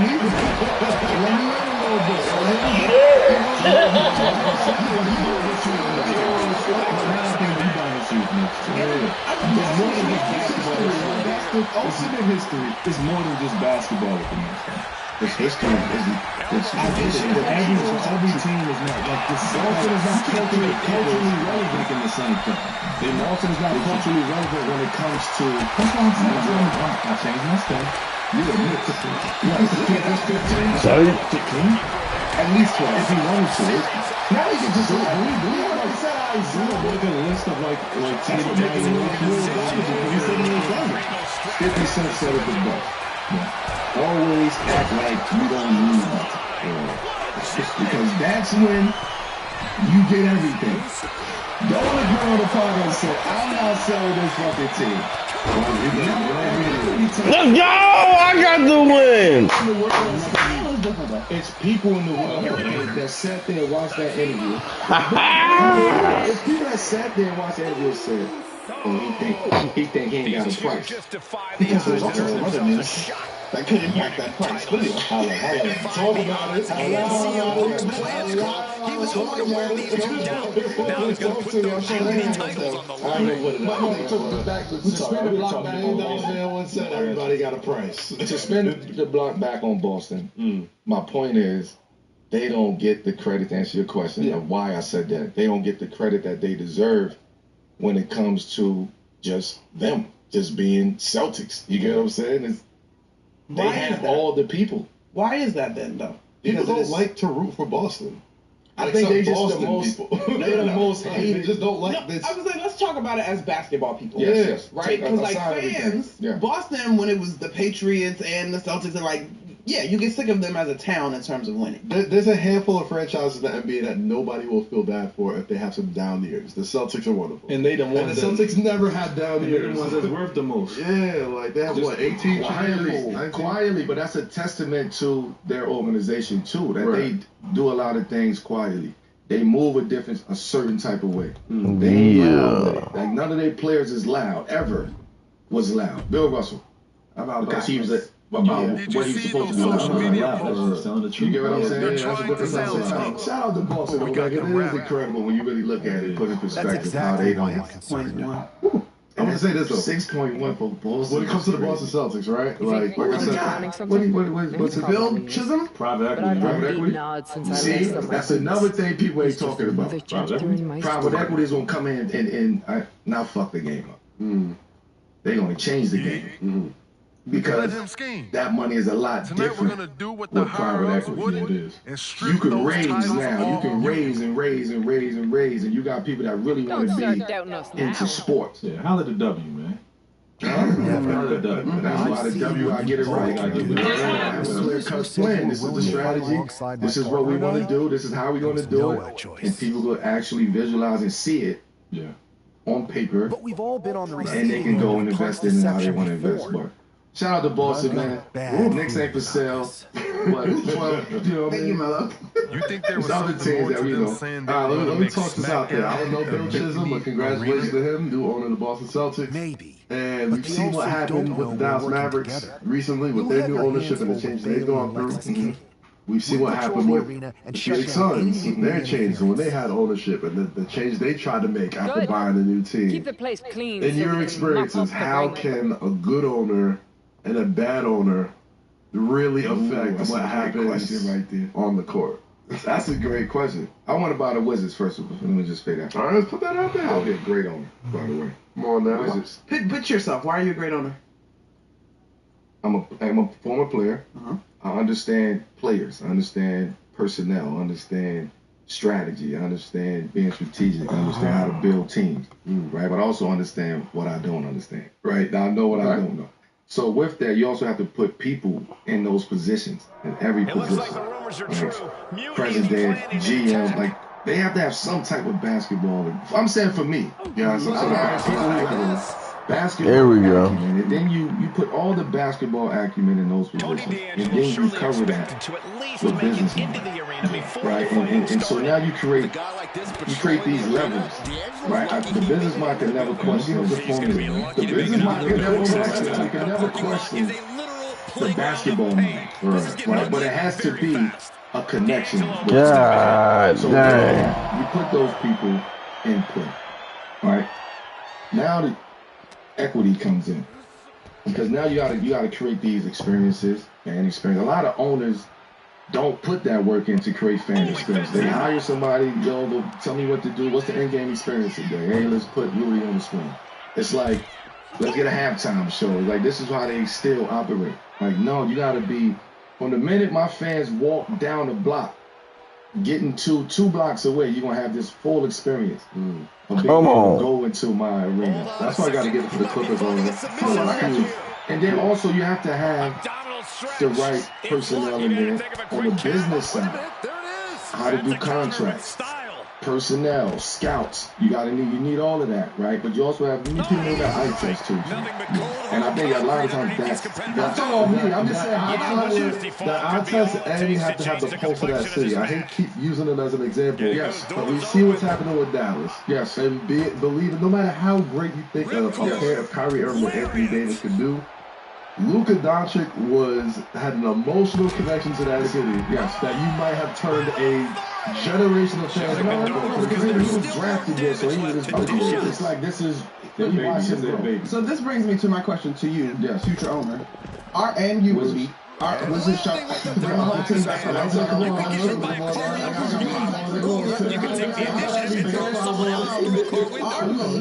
Because this is my thing. I think sometimes in sport we feel like we move faster than we have in terms of progress. So my thing to y'all would be: are we at a place in the NBA, WNBA, whatever league you want to talk about, where owners actually, I don't know if want is the word, but an owner would actually trust you and not be concerned that you are too pro player? Because I feel like owners still have to make decisions. They still making decisions based on the league. Not all pro player. No. The pro player just for my own individual experience with my team. Right? That's where my IQ comes in at. When I'm building my team. Now, when I got to go talk to these owners, it's a whole nother conversation, because you have to think from an owner standpoint now. You have to understand, like, it's not just you. It's 29 other owners that's out there that's in this together. And you might have a couple who may not be, agreeable with everything. So you have these hubs in between 30 owners who are not agreeing with everybody and what everything is. Right? So I think whoever's the owner, in my situation, if I was that, you would have to really tap into the actual community. It's like we try to change shit so much and don't try to reinvent the wheel. Let's get back to bringing the players back, the ex-former players. Let's get back to having these experiences. Let's get back to having opening night, free night with the fans. Like, let's have these dinners with we should do all this. Right. We didn't want to do it. I was like, willingly. No. But I'm saying, now when you look back at it, we realize how the fans was actually able to experience us. We didn't really do this shit. But because we complained about the shit, they take it away. So now that experience is no longer. Your ass up. I just think it's little shit in the league, bro. Come on, man. You gotta get back. You gotta get people to really believe in what you're doing and your vision. And I say a lot of people in these situations, they just buy the team, they back out, and they get out of it because it's a fine line. Do I Do I partake in what's going on? Do I Come on every single day as an owner, or do I fall back? So this is like the question we have every year around a draft. How much of what you're speaking of, say you do join Monumental Sports Ownership Group, right? How much of what you're speaking of is the fact that y'all hit in terms of adding guys to the roster that also value that? Yes. Versus this is the culture and this is how we do it. Because where I sit, media member, fan, owner, dudes show up to the league, they getting their paychecks. If it's not who they are in terms of wanting to be engaging with the community, like willing to do that kind of stuff, it's tough to force them beyond practices and games. Is my observation. Bring the fans to them. Yeah. Bring them to the practice facility. That's why we have beautiful practice facilities. Bring them to the practice facility. Let them see open practice. Let them sit there. Let them have Knicks Day, have Wizards Day, where the fans is free and players don't want to go nowhere. Okay. So you bring it to them in a sense. You put it outside in the parking lot and have this whole experience and cookouts and like you really got to get back. You got to also battle with the athletes too, because the athletes don't want to do shit. You got to make them feel like the fans feel like they're part of it, because that's what you say we fuss about it, but that's what it's getting away from. People just they just going around and hooping and you don't see them or nothing. So have people come see them. You know what I'm saying? Like, yo, this is my favorite player. It don't have to be the person that everybody feel like it's their favorite player. It can be any player on there, but I connect with this person because I see this person. You know what I mean? I think that's what we gotta get back to. But to your question, what's the fine line between bitch? More so it's really where we've been drafted at, right? If I'm in the draft room, it's like what picks we have. Okay, give me a pick. Give me a pick. And a lot of it? What you mean? Like a late pick? Anything. Just if it's a middle of the first round. Okay. I'm giving them all these crazy moves. He ain't done yet. You go draft the best player. That's available. You draft the best player and you figure it out from there.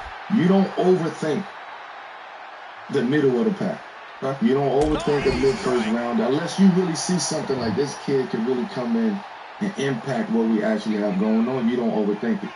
You take take the skill, and you take the potential. Don't get past that. Come on. It's the circle of being who you want that draft pick to be. That's the thing. Okay, so then circle us all the way back to our conversation about Boston. Yes. They have a culture. Yes. Or they have drafted low. They have a culture, which allows them to draft low. Because when you know your culture, you know the strategy. You know what's the assignment. So the assignment is this is our culture. We only stand within this culture. We want to draft this type of personality. We want to draft this person. We want to draft this type of player, this skill set. Okay. So when you have that culture, you know who fits that culture. We can look at teams and culture who got coaches. And every sport will be like done, boy. The Miami Heat coach. You know what I mean? He don't fit Tibbs coaching. You know? He's not a Boston guy. Like, he got to get out of there. Like, he's not a Boston guy, right? But this is why we say that. Okay. All right, come on, Mello. Ownership group. To life. That was. I think the Wizards is a fun. That's one that's. You could start with a project like that and really build it because it has culture. It's one of the most cultural places in the country. So it's like beautiful. To get that and to get somebody who's connected back to that area and really understand what that area really means and the way that they understand sports. Basketball, football, baseball, lacrosse, like that's a sports hub right there. That may be the greatest sports hub in America. They could be a real DSV sports renaissance. And I will work with. Come on, as a Baltimorean, come on. I will work with DC, Virginia, Maryland. I will work with everybody. It will be ours. I support this message. You understand? Ain't no better way to wrap it up. The last episode was sponsored by 1800. And everything else is sponsored by thumbs up after that. Get these bills. Bracket season, FanDuel is letting you make the call. Because right now, new customers can get $200 in bonus bets when your first $5 bet wins. That's $200 extra bucks to bet on everything from clutch shots to last-second heartbreaks and even who's cutting down the nets. If you've been waiting to join, there's no better time. There's tourney action almost every day, and FanDuel has amazing bet types like spreads, totals, game props, and so much more. This past weekend, we saw some great action and some wild upsets, like number 10 ranked Arkansas beating number 2 ranked St. John's. Shout out to Boogie. UConn, the defending champs, also took an L to number 1 seed Florida. Shout out to Clayton.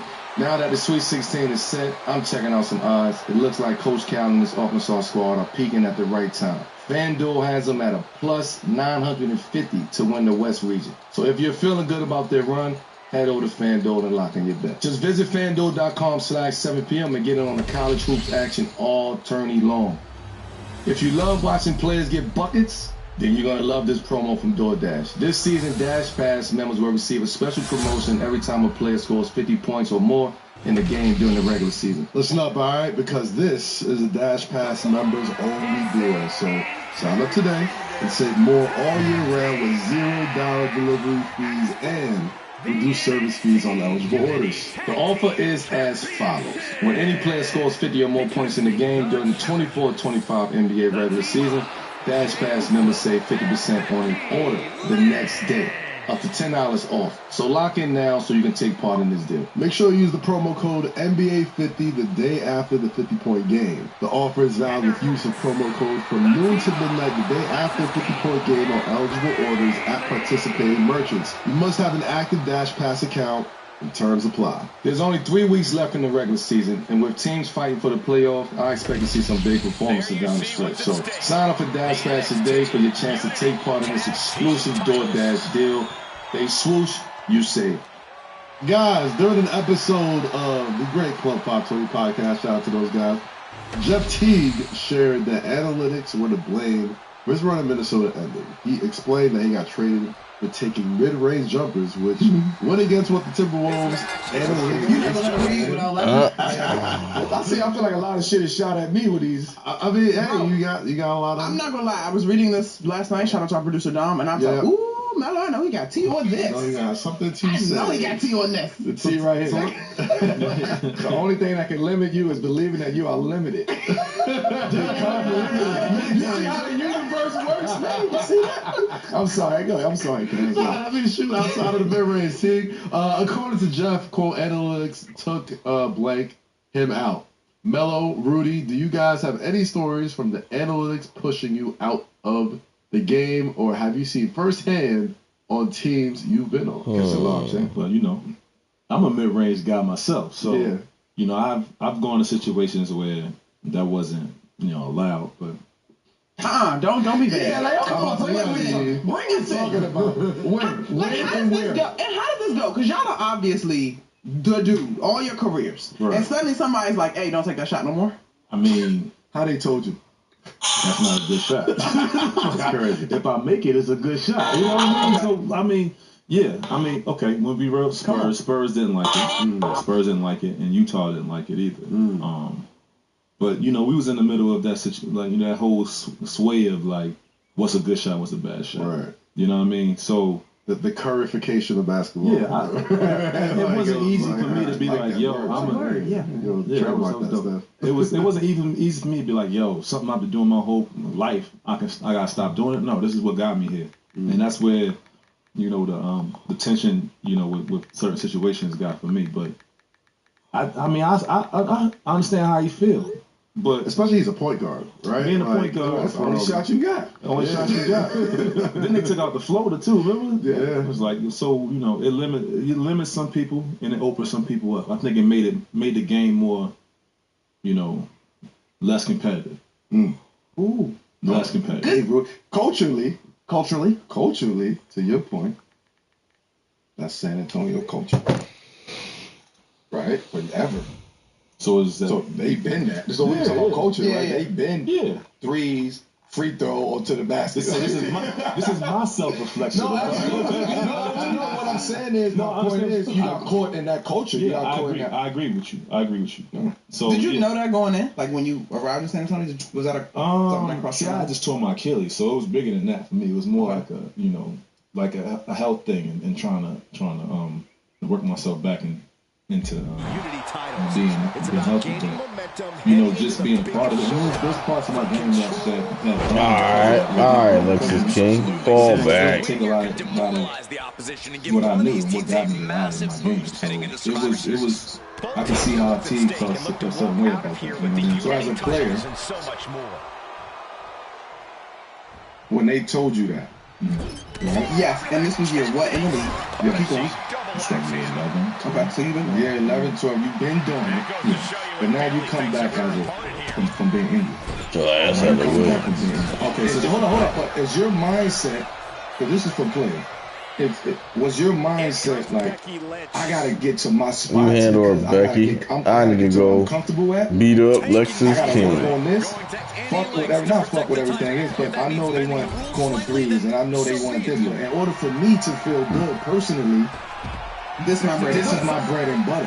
But you know how it is. You in the game, you gotta get to it. You gotta get to it. That's why I asked that. See, the year prior, before I tore my Achilles, I had George Carl. He was the same way. Yeah. I just didn't give a fuck. I was gonna do what I was gonna do. You know what I'm saying? I'm gonna get to me. Then we are going to a different situation, coming off injury, and then having to fit into a different kind of, I got a weaken him in the ring. That was a tough part. That was tough. I couldn't that fucking button you push in the game, that's what gets you by sometimes. You know what I'm saying? Like, you might be over to that spot. Yeah, you might be 2 for 15. Fuck it. Now you have a good game. You know what I'm saying? Or you get that game winning shot. That's that fucking button. But when you doing outside things, you can't always do that. So that was the biggest thing for me. So for certain players, like you said, like it's who you draft. That necessarily wasn't me. Yeah. You know what I'm saying? So, but they didn't draft you, so I know. In their mind, absolutely. So in their mind, they like, we can do it. He's older. He's more inclined to doing what we want him to do, right. Without us even forcing it on him. Right? He's really and because you've been in the game and you're a vet, you're supposed to automatically. That's what they're bringing you in for. Yeah. If you're not a high draft pick, I'm just going to shoot corner 3 in 5 years. Still corner 3. But you want me to go do that? I'm going to try to do that. Get your ass up. Now, if it's uncomfortable, don't force me to do it. Yeah. Right? And I think that's the disconnect in this situation. Like, at his point, they told him, that's not a good shot. Right? In my situation, they... No! Huh? It's a clip. Preseason in Houston. This is when they first told me. Okay. That's crazy. Wait. If we have that, please. It's funny, man. Can you break this down now? I'm going to break it down to you. Okay. So I get to Houston. Okay. And this ain't not always about. Come on. I get to Houston. The talk is you the missing piece. Right? CP. James, Tuck, Capella, you is to that piece. And Eric Gordon was there. What? And when we get there, we have like a little mini camp. We go to the Bahamas and have a mini camp. Sounds good, right? But we serious in the mini camp in the Bahamas because we know I'm coming here to win. Like I'm coming here to win. Y'all just had an opportunity. This is why we're here. So we locked in minicamp. In minicamp, shit is happening. Get to preseason, man. I think we like in Alabama. We about to play Memphis and Alabama. Some shit like that. In my mind, I'm like, it's preseason. It's first preseason game. I just want to let me find a rhythm. Like, let me get my legs. Let me see let me turn around. Oh, you thought. But because in minicamp, this is what was going on. And that. God dang it, barely chill out. My activity and my heart rate, my sleep, it allows me to just know when I need to give a little extra that day. It's straight instant. I want to be associated with that. And now it looks like, oh, this is good. Oh, shit, we getting this. Okay, now we working. We get to preseason. And I just feel so good about, like, coming into this season and, like, I'm ready to go play for a championship. Man, I get it, shot fake, 1-2 dribble, pull up, cheat me. I'm like, oh, okay, like now I'm ready to play. I'm ready to play this season. Crazy. They like, no! It's a clip of me laughing, running back down the court, like, yo, my bad. And I caught myself. I had to catch myself, and this is where like ego comes into play. Because I'm like, you want me to take away everything that I built my career off of, my game. This is why people know me. This is why people would want me on the team to bring this right here. Especially with this team. This is what is missing. You're missing a post-up guy. You're missing somebody who can draw double teams. You're missing somebody who can score 4 or 5 different levels. Along with James and CP and Capella. Like, it was a hell of a situation. Yeah. So for me to come back and practice that week, and they put something on the board and says mid-range shots. They break it down. Oh, shots per game. Certain amount of threes, 40, 43. Boom. If we have 90 possessions in the game, 40 to 53s. Right? Yeah. Free throws. Right? Fast breaks. Right? All of this is like broken down. Like what we should score on fast breaks per game, what we should score on free throws per game. How we get into these mid-range 12 or less. Out of 90? Listen, just use 80. Just say 80. Say 70. Yeah. Oh.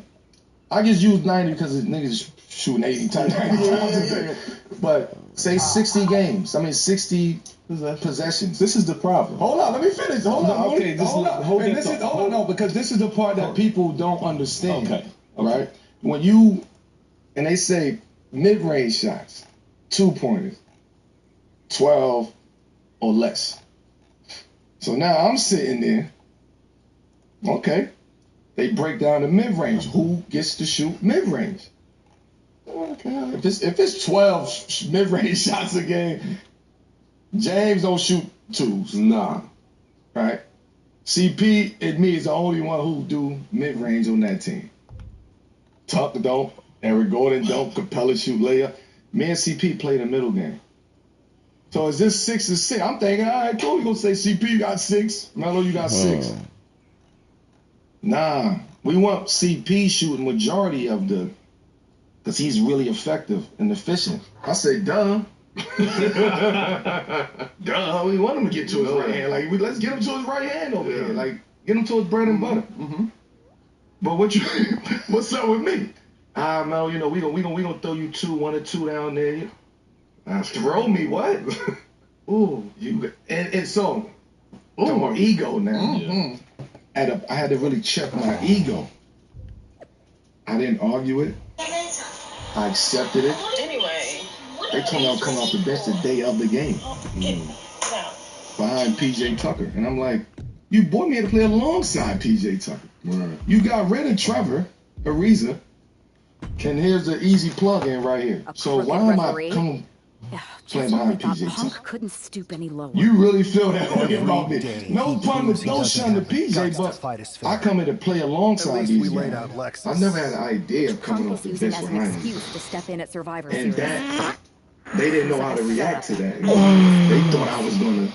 Let's make sure. Shut the house up. I was about to say, I came in every single day, smiling, no DQ, joking with the team.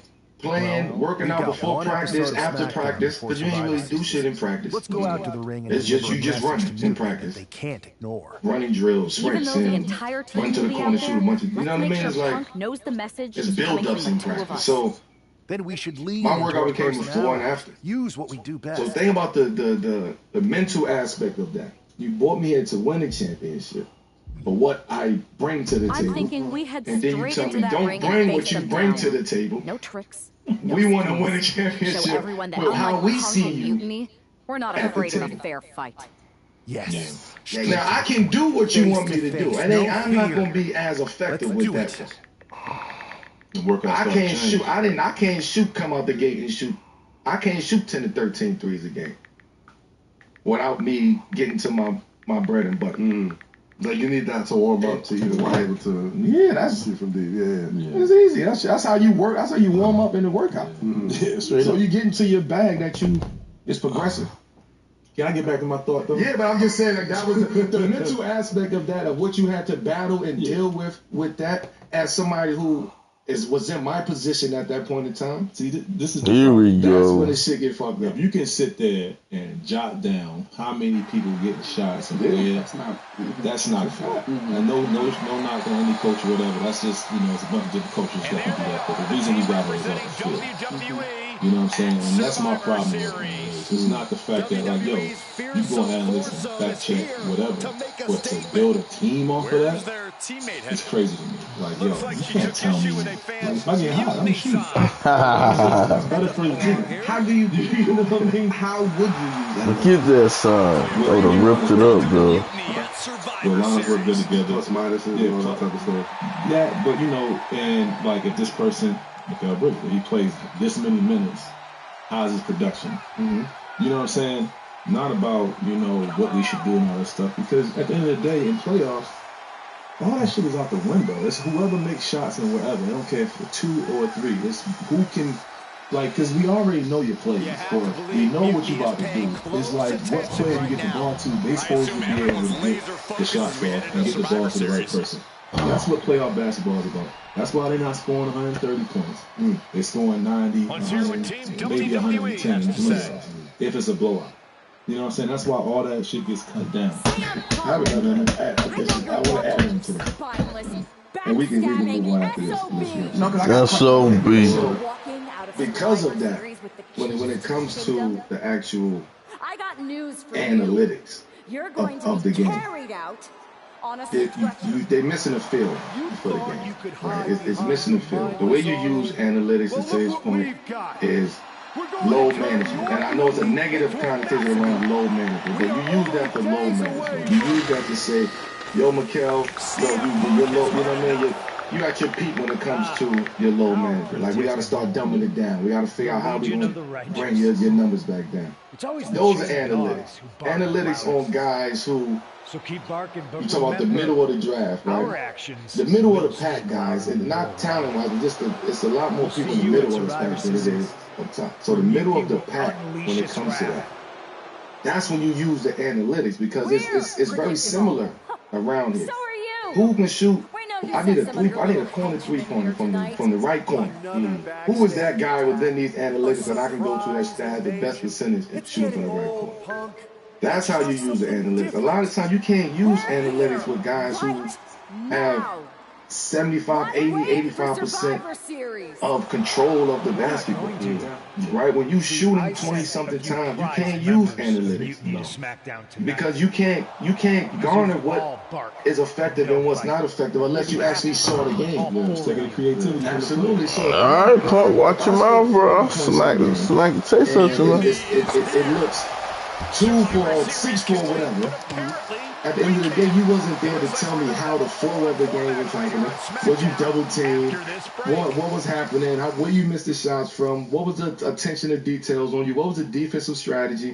Analytics can't take that, can't give you that. So it takes the emotional aspect out of it. Okay, Samsung, this camera is elite. Even making steady recovery days look good. Oh, my drummer's gone. What up, girl? Oh, my drummer's gone. I want to add to both of your points. That's just one example of analytics using, team analytics. I think from a fan perspective, the way analytics just became a copycat league, everybody sort of adopted it.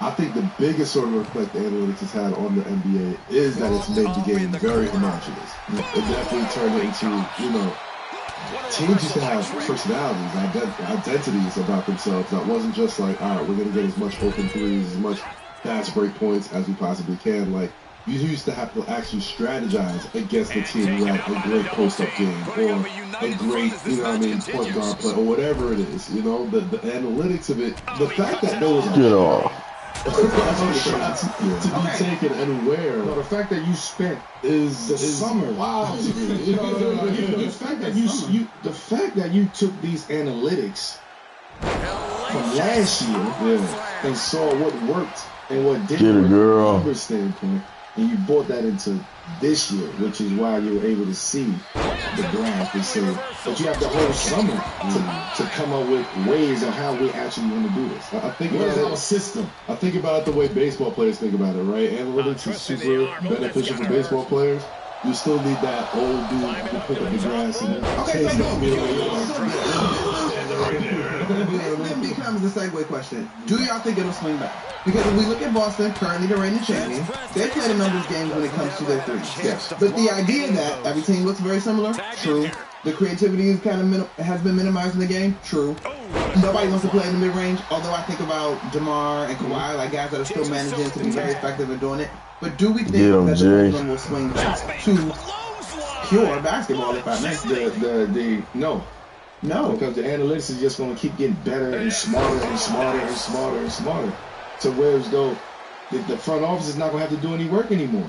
Yeah, it's going to tell. Y'all just said that's surface to a degree. And honestly, man, for all the analytics I tried to put on y'all, it didn't work. So to that point, it's not going to swing back because of just analytics. And the more smarter it gets, the more people are going to get smarter to utilize it. Right? So it's still going to get the connectivity, the connection. The human connection is going to continue to be further and further away when it comes to the game and the field of basketball. Now, what that does is, it does come back on the flip side. It does come back. That's why in the playoffs, the game is what? Slowed down. Okay. What happens in the playoffs? Take the best shot that they give you. It ain't so much emphasis on shooting 40, 53s. Like, if that's what you do, that's what you do. But at the end of the day, you gotta have somebody in there to get to those spots that nobody can get to. And there's not a lot of people who can actually navigate in those little small spots. Which is why Shea is so effective to me. Shea is very effective. He's taking the shot that they give him. He's not overthinking the shit. If they back up, go under the three, I'm pulling. If they send me left, I'm going left. They send me right, I'm going right. They give me a layup, I'm going. They give me a floater, I'm getting. They give me a pull-up, and that should be all right, basketball play. You can't take away somebody like the essence of basketball. Take the best shot that's given. If it's a three, it's a three. Now I understand on the flip side, to Boston's point, a three is a three. And now we have great shooting three-point team. Then we want to get the more. We want to shoot a lot. Yeah, but that's them. So now I'm going back to My Own Sports co-ownership group, Carmelo Anthony. You come into the organization and saying, all right, analytics team, show me what you got. Yes. What are you going to do with that paper? This is effective, or this is not? I'm going to observe it. I'm going to analyze it and see what I want out of there to be effective. What I want to utilize that's effective out of there, that's going to enhance my situation. Right? I feel like analytics should not be a conversation unless you are a team that's competing. Because other than that, we are building your basketball culture as a pro. Oh, that's a good point. Yeah. I agree. Bring analytics in. That is all I test. I got to trust you. I put in those seats to put this team together to say, look, we have to go build the best. Man, I thought I jumped off the rope already. With our salary cap, with our assets and what we can do. This is all eye test and feel. This ain't no analytics shit. Right? Analytics got you where you at right now. Bingo. Honestly, this is real eye test and putting real basketball heads in there. We're putting real people in there who understands the game. Monumental Sports will have their business, and they that's what they do. They got there for a reason. But now the basketball guys got to come in and really figure this shit out. Play ball, yo. You gotta pay to play in a sense, not just money, but you gotta pay to play. You know what I mean? Rudy, this is all we gotta do. Rudy, it is your time, champ. We got another edition of Keep It Hot Mike. God dang it. Keep it real with Rudy during this segment. I want you to react to some of the more nuanced things going around on the NBA. And you know what it is? It is your honest, unfiltered take. So, ready to give us a spot-on take. Let me just tell you, I'm sorry, Cal. The biggest thing that's unfolded, that conversation is like haunting. that we had in here. Because I was like, damn, Rudy said that Psych. Pinned on the IG right now. Go to our IG page right here.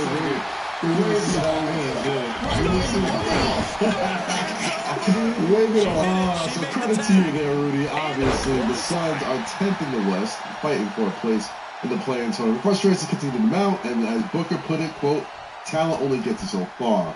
A bit on teams with less talent that find ways to get more wins. It's just the little things. Rudy, what do you think is next for Devin Booker? And we heard Melo's thoughts on KD to the Wizards. I still like that, man.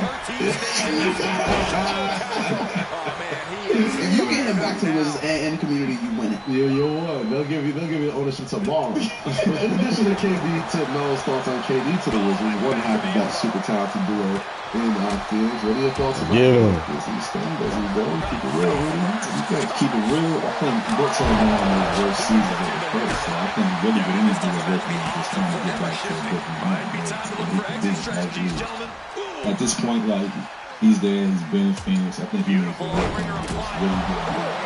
Whatever team he has, he needs to get back to being Devin Booker, which he hasn't been for most of the year, whether it's been injuries or whatever.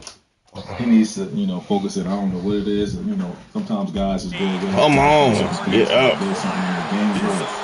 He's so big now, but I still think he can get so much better. And I'm not saying he's the reason why they're losing at all, because he's winning. He's been to the finals, but I just feel like, whatever's happening there is affecting him, and it's affecting him negatively, and he just needs to get back to the basketball. Two-part follow-up question. One, do you think Brooke is putting up quote-unquote empty stats right now? And two, 10th, yes. Do you think? And two, do you think, we talked about it today, we talked about ownership. Sorry. We talked about ownership, we talked about things off the court, like, they have a pretty good winning coach in Phoenix. Booker said they won with less talented teams. Do you think there's other things affecting them and affecting that organization? The shadow of KD possibly being traded in the trade deadline. Does all that affect this? Man, I dropped you in your head, dog.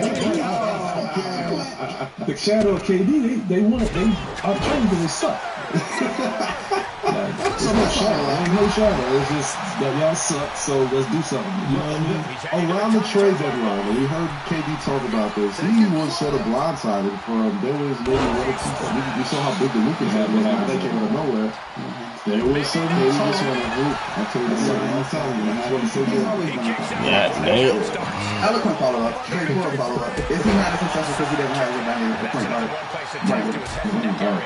Oh, that's really No, I disagree. I don't think he's added that portion to his game. I don't think he. So I'm saying he needs, like, his good years was with Chris. It was Chris. I mean, which is a very talented team. Very talented team. I don't think that's part of him growing as a player. Like, I don't think, if he adds that to his game, he doesn't need another star. Adds point guard skills to his game? No, just being more efficient with the game. Not necessarily getting assists and all that stuff, just making the right play, and that's not always an assist. I mean, there was a playoff series last year, the year before, where they really tried to get there on a point guard, and they saw a little bit of success there. A dozen games. But this is the problem with the leader. This was, I was a part of it. I remember. That's why I know. If I remember correctly, I think this is the year that the Nuggets won the championship. It was. If I remember correctly, the Phoenix Suns were the only team that even got a scratch on them. Here we go. We did this whole thing at ESPN about how all three of them. A new finisher. Yes. We did this whole thing about how Brad, Katie, and Devin have all averaged more than 5 assists at one point or another in their career, and how they didn't need a point guard. And all of that turned out to be a joke. They did need a point guard. NBA teams need a point guard. Yes. Just every team in any sport, in any basketball level, needs a point guard. I don't know if you can. You brought up the Denver where they put like they were competitive with Denver. That's a matchup. The playoffs, like, that worked for that matchup. And you can't say, but the full season playing a position that you're not equipped to play, that's not easy. You know what I'm saying? Devin Booker, we all know Devin Booker is not a point guard. Jamal Murray not a point guard. Jamal Murray's not a point guard. Jokic is a point guard. But I'm gonna tell you the I'm gonna wait to speak. Just like Draymond is the point guard on Golden State.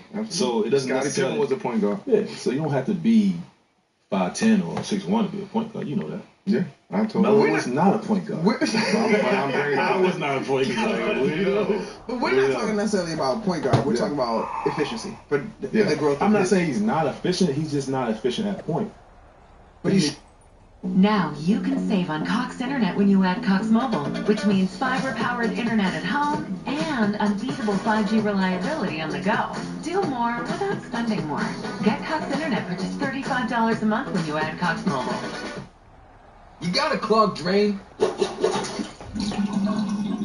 Let the gobbler get it. Here we go. Here we are. The future of WWE rests entirely on our shoulders. No pressure. Feeling good about our chances. No pressure. We called Mutiny out and beat the hell out of Punk's hand-selected crew. There's no way they're feeling confident walking into tonight. Now, we just have to keep them off balance. You have something in mind? Don't forget we got my brother and my cousin too. I always love taking it to KO. When we hear Jimmy or Roman's music, KO won't know what to do.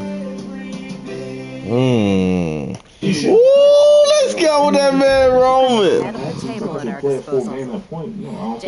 You did the heavy lifting getting us here. Bradley Bill ain't. KD has had times where he had to play point to fill in, to be a whole seat. Like, no. Yeah. It's a difference. It's a difference in like win.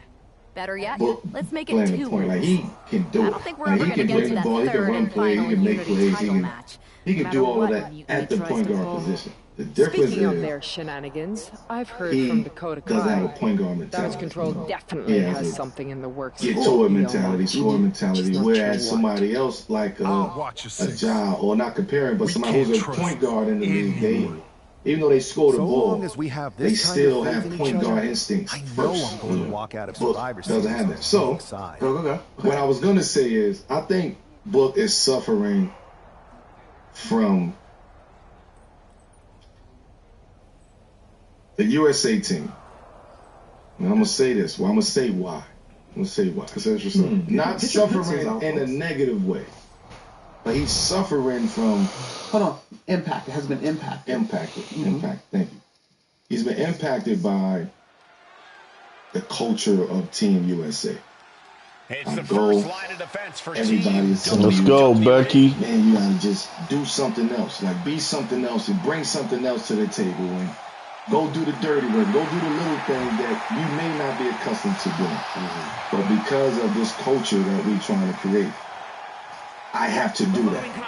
Right? I don't have to do something else. I find myself doing this really well. I find myself playing off the ball really well. I find myself playing defense really well. I find myself doing all the little shit to account to impact the game in the way that they want me to do it. We win. Now everybody's like, oh shit, like, this is what Book could do. This is what he should be doing. This is what is going to happen in Phoenix. He got KD there, he got Bill there, he got... I hope she saved something for tonight. Book can be USA Book. He can also go out there and guard the best player. Right. So this is what was put on Book. He accepted it.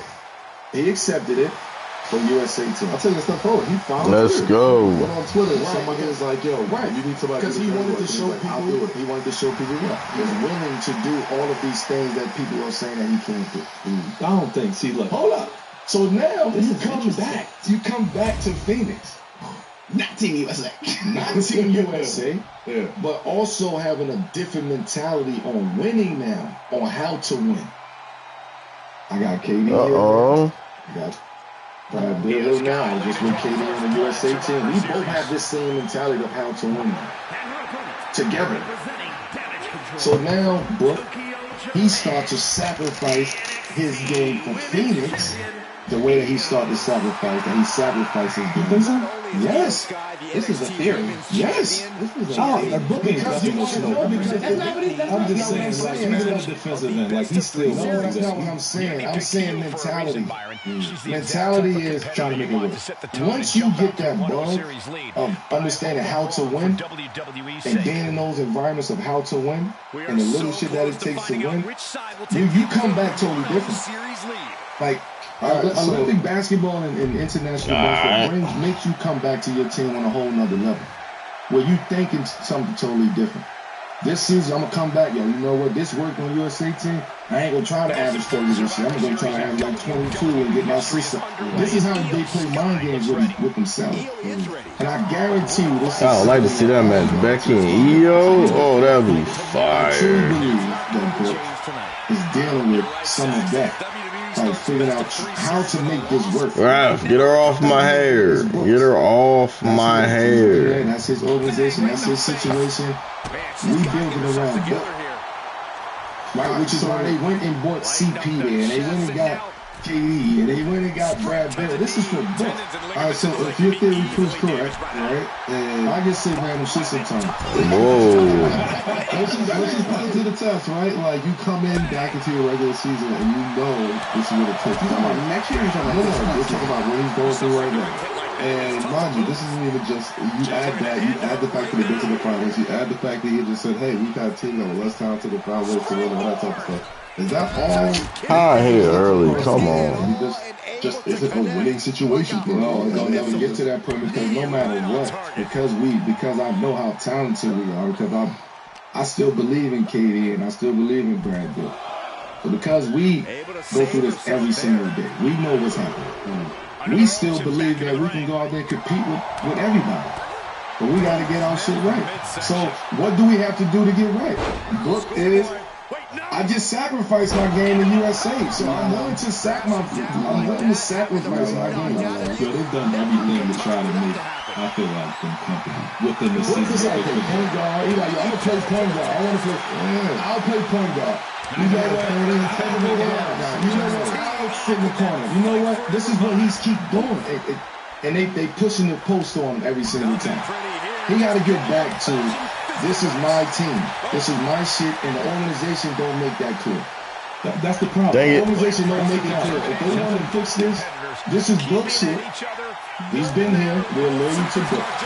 KD, we would love for you to be here alongside building with Book.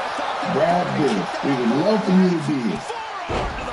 This is Books. You don't think they had that conversation? I was about to say, like, this kind of... I don't really think they had no conversation with KD. KD's so removed from that situation, but he's just playing because he's a professional, and they got a chance to win. Right? He see right at the end of the time. But I never thought they didn't make it clear that this is Book's team. Even when Chris Paul was there, even when they went to the finals. Nobody...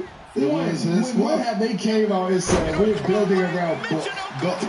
They got rid of everybody but him from that finals team. But why not? It's the personality. They draft the guy. It's the Team USA member. Like, why wouldn't you? Right. It's the personality. It's because you coming in there, like you said. Book's coming in there like with the Team USA. Yes, correct. KD gonna be KD. He just want to hoop. He's not coming in there with nothing but, yo, I'm going to play basketball. So it's hard to be still coming off of that same mentality as Book. We just did what we had to do. We know KD. I'm gonna make it with Book. Hold on, because you got two big-time Team USA cats, and they are not making it work. Yeah. So now what? Because it comes down to personality. One don't want to overstep the other because this is what it comes down to. You know what? No, you sound ridiculous. Who's the alpha? Who's the alpha on the team? Yo, hear me out. The problem is that KD naturally can go out there and do things that Book just can't do. Yeah. And Book is supposed to be that guy. Yes. So him saying I want to win is naturally taking a back seat to the What? No way. He's saying the same thing. I think the final part out loud that they both say is maybe Devin Booker ain't that guy. Bullshit, bro. Maybe he's just not that guy. Maybe he's a very good player. He's 27 years old. Yeah, this is the issue. Devin Booker's 27 years old. There's been a lot of moving parts around this guy's career. There's been a lot of moving parts. Owners, GMs, presidents, all players over the past since they went to the finals. Because they got to they have to figure it out. The game ain't so easy now to them, though. Is in a stage of I have to develop. I have to take my game to a whole nother level, which is what? Got to do a little bit of everything else. I get a shot at USA team, and I really get that firsthand experience on how to do this. I know I'm coming back with KD. KD is KD. KD leads this. Where everything goes through KD. KD lead this. From a basketball standpoint. When we need something, we go to KD. The offense should be that. Book believes that. And this is an internal battle that he's probably having. It ain't got nothing to do with nobody else. It's a battle between, damn, do I be aggressive? Or damn, do I do everything? Right? But if I do everything, I'm going to get criticized. Because it's not going to be what people are used to from me. And on time, regardless, we're losing. Make sure here's my one thing, though. Because I hear you, and I think there's a real thought process to like coming up to me and say trying to apply that. Trainer's room. But somewhere in the middle, you gotta look and say, I was just with the dozen best dudes ever. Yes. It's not a one-for-one application. This is why I say there's no alphas. Who's the alpha mentality? They all alphas, but who has the alpha mentality to stand out and say, I'm going to take control of this shit. My other guys follow me. Just tied up. Does the organization feel like he's an alpha? Because they continue to bring people in there with them that are alphas. That's what I'm saying. There's a lot of great players. There's a lot of great players in the NBA. If you tell them, I'm gonna give you Kevin Durant, I'm gonna give you Bradley Beal. Everybody would know. Everybody's gonna ask the same question. I promise you, a lot of those 27-year-old, 25-year-old all-star level players will make it work better than Devin Booker. I think it's in the quiet part. They're not the player that Devin Booker is. He's a great player. What 27 in that conversation of dudes that can take over the time? 27-year-old two guard. Devin Booker is the best shooter in the NBA. I don't think he's better than Edwards. I don't think he's better than the greatest of all time. The greatest. Ain't got levels to go. Ain't got levels to go. He's there, but he still got still more game to play. I'd like to submit. Great player. All I'm saying is he's played with Hall of Famers, future Hall of Famers, and they've done pretty okay. Everybody wanted Devin Booker to change his game. Yo, what would be the point? The greatest of all time. And he got caught up in the game of trying to prove everybody right now. Which is why, we say that, but that takes what, Rudy? An alpha mentality. To say, fuck this shit, I'm going. I would like to submit Grayson Allen as the alpha. Grayson Allen. Because he's the personality is a major part of how a lot of this shit works. They don't get no better than the greatest of all time. He should be 100 or 100 on his game. TikTok helped Dano grow from a one-man show to 45 team members in Louisville, Kentucky. Now we're going to be in 20,000 grocery stores nationwide. When our numbers guy Frank goes on vacation... Oh, wow, Frank? Yes. The deal's on the most affordable German-engineered car. Introducing the brand new Titleist GT driver. Oh yeah, that's gorgeous. Very solid. Very so good. It's basically found like 15 bucks. I gotta be honest, I can't believe how stable it feels. Yeah, Bobby, yeah. It's unreal. I love that. Back again. We in Hampton, Virginia at this food truck called Wang's Kitchen. Now, Wang's Kitchen is all over the 7-5, but I finally caught them in Chemistry, I'm not saying they don't have chemistry. I'm sure they have a lot of chemistry. They got the greatest of all time. We all have a similar personality of just one of them.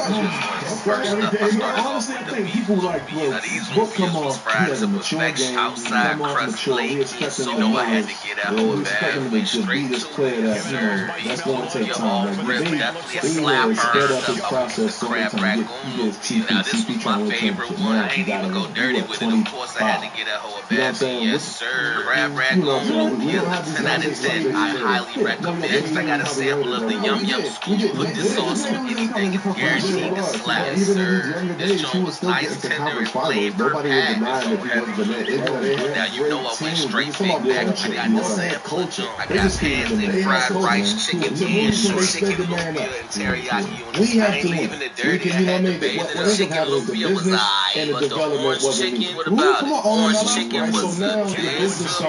No mullet, no cap, no hands. It was the real big back activities was on presentation. Let's go, KO. Love it, bro. After you fight, so that gives you time to learn and develop at the same time while we figure out what the fuck we gonna do on the business side. Now that don't work. Whatever happened, they had their run. Finals, Book becomes what? Devin Booker has arrived in the NBA. Okay? On the biggest stage. Now, shit don't work out with CP, whatever happened, that team. Now we have to bring these guys, we have to keep building around Devin Booker. We have to. So now Devin Booker never been in this situation where he had to be the alpha mentality of figuring this shit out. CP was figuring a lot of shit out. CP did play with him and KD. Absolutely. Right? Figured he helped them figure it out. KD wasn't there. KD wasn't? KD played with both of them, right? CP was in. He was like in Golden State. I think so, yeah. Here we go, the greatest of all time. This is an extremely scary concept. I didn't think Devin Booker was going to bring it.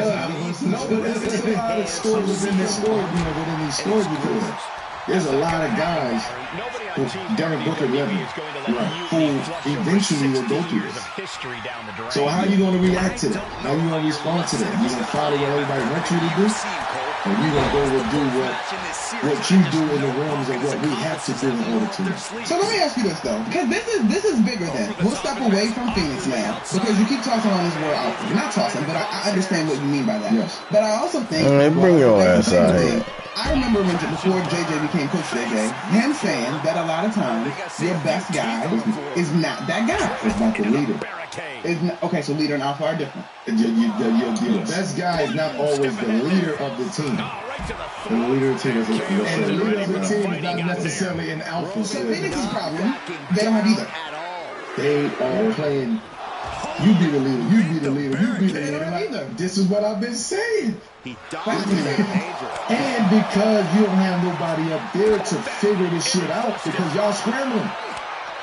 Y'all don't know what to do. Y'all just gave up picks. Y'all done did this. Y'all done bet the house on this, so y'all don't know what to do with it. That's a reflection of ownership, too. This is what I'm trying to say. Okay. All right. Come back for a second. The story is alpha mentality, baby. We'll second traffic on that one. A lot of talk about mentality today. I think one person that learned a lot of mentality so far this season is one Bronny James. I think I can speak for everybody here when I say we're excited to see Bronny do his thing in the G League in the Lakers' most recent match against the Bucks. He played a career 30 minutes. And even had Giannis shook up a little bit. There we go. He finished it, but he looked like, you know what I mean? He's doing something really good there. You ain't playing with him. Everybody always has to say about Bronny James. I see. Oh no! Take that and use it as fuel for me to go out, get better every day. That's what Rob wants me to do as a young guy coming in, playing in the G League, and running from bar on the bench, watching the Lakers play. Rudy, another segment to keep it real, Rudy. There's every young guy. Rudy, does every young guy with NBA aspirations need an opportunity to quote unquote be no way high school or college if they want to have success in the NBA? I mean, there's cases where that's not true, but for the most part, yeah. You gotta, when you walk into a locker room in the NBA, right? Everybody was a man somewhere, and you gotta respect that. That's what makes it competitive. You know what I'm saying? So like, 1,000%. Like you can't, like we said, a lot of situations and analytics and stuff like that changes so that people get a chance that probably when we'll come in, probably wouldn't get a sniff at the league. You know what I mean? But you can't come to me, and it's a lot with just being a man somewhere. It's a lot of people depending on you. You gotta gain respect. You gotta be a dog within the game. It's a feel for the game. Oh, feel for the game. Everybody doesn't have that. You know, the top level, even if you're the man. But if you're not, like, you can't just build that. You gotta have it. Like when my kids, you ain't getting out of this one. This whole stigma. I have a tall son. Yo, go play basketball. You want to bring the ball up? Bring it up. We take it. Shit, pass it. What? Ref, whose side are you on? You're 10 years old. Let me see what you can do before somebody call you a sinner. Like, you know what I'm saying? Are you the man? Are you not? Like, can you do it? Do you got it? Do you not? Like, you have to at least try at some point. You know what I'm saying? I don't know what it's over. So, you want to do the same shot, my chair? I think the timing was interesting. I think the way they was trying to set it up is Bronny didn't really get the opportunity to be the man at USC. Even at Sierra Canyon, he was very good, but like there were definitely players on that team that were probably more highly touted, highly recruited, all that type of stuff. To have success on the highest level of basketball, I guess what we're trying to get at is you need to have that experience being a lead dog, being a guy. I mean, it's different for Brian. Like, he sees it every day. Like, this is dad. You know what I'm saying? His dad leads the whole league. Now, with Bronny, the difference with Bronny is, like, yo, he's young, 1. 2, we see how good of a player he can be. Now, he's missing, like, making shots and finishing. But in between, all the other stuff, you see it. Like, he has a skill set. Like, of course, it's going to take time, and that process is sped up a little bit. But we see, like, are you surprised about him going down like he should and putting up numbers? I'm even surprised he's putting up those kind of numbers down there because he's young. This is great. It's showing that he's learning. Kevin Owens got and that's part of, it helped that it was finally a fair fight. If I had one of the best mentors in the world, like, I see my process getting I was in Gorilla the whole time and they never showed anything about basketball. I learned about play. You know what I'm saying? So, cover the crowd, nobody you know what I mean? So it's like, maybe they shot their shot without damage control. I didn't expect him to be any different. You know, but I expected him to spend more time down there, that's what we're expecting, and become the. Where am I at? Just about everything together. All that. We've seen it all. BS we're ready for whatever they throw at us. I feel him, but where is your territory, partner? But real basketball players know it's going to take time. Seen him since He's the the last most match? talked about 55th. Maybe that's why Mutiny 56th never will ever interfered. pick. I could probably ever think of. I'm going to find him. We've definitely seen you have to get nepotism in the Gorilla for your NBA. match. People's This players, is our last brothers, chance to stop. Why are you so quiet? Me? You just go out there. This is the first segment where you've been quiet now. I was really giving you the floor to speak. This question was to Rudy. He Let's keep it real. Okay. See, I have a different take. That's why I was quiet. Okay. Because I know the Braun situation, and I also know the Bronny situation.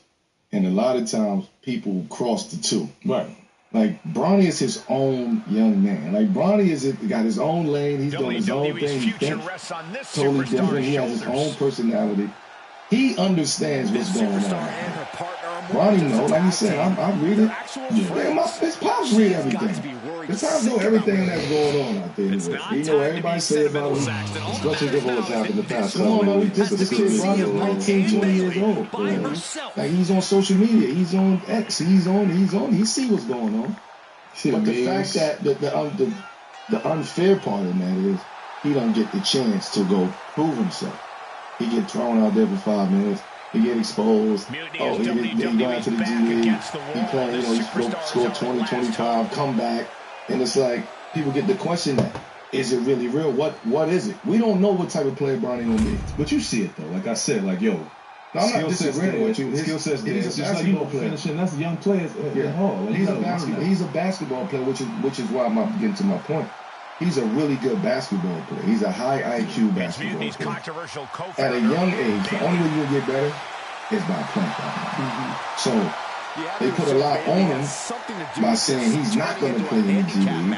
So because at the beginning, he's not going to the G League.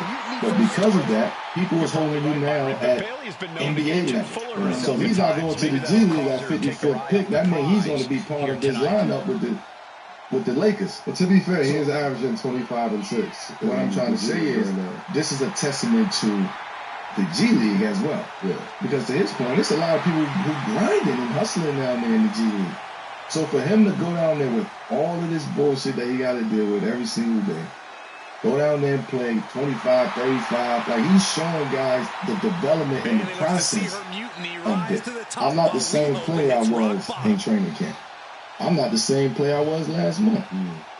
But because we don't see the journey, we don't see the work ethic, and we don't see all of that. We just see the final product once they get on the court. But we don't see you sucking the teeth. We don't see the Wait a minute, they switched the partners. Now, I'm not saying is he a starter right now in the NBA. I'm not saying that he's supposed to have 30. I'm saying he deserves a shot, just like anybody else in that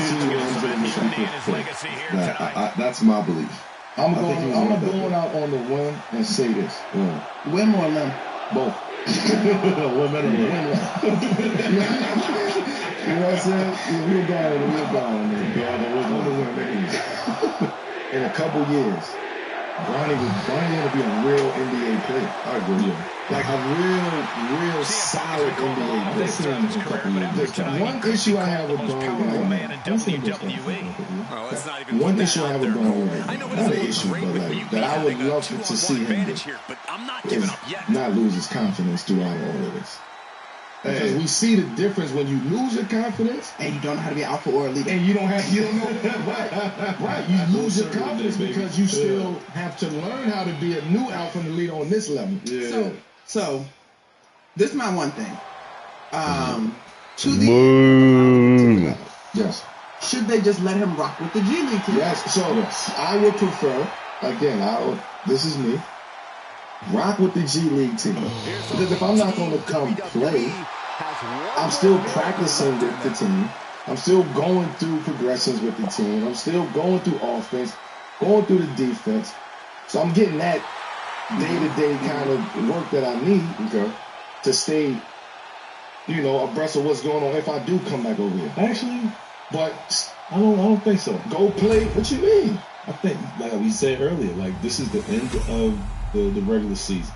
It's gonna be some nasty liners out there. Let them get some time. It depends on what the Lakers are trying to do. They are in a different situation than the Knicks. Seeding, so it depends on what they actually trying to do, what they're trying to accomplish. I don't think they worry about where they see it at. Some bullshit. Ron's too smart for that. He's too smart for that. He's too as much as you can match up with him.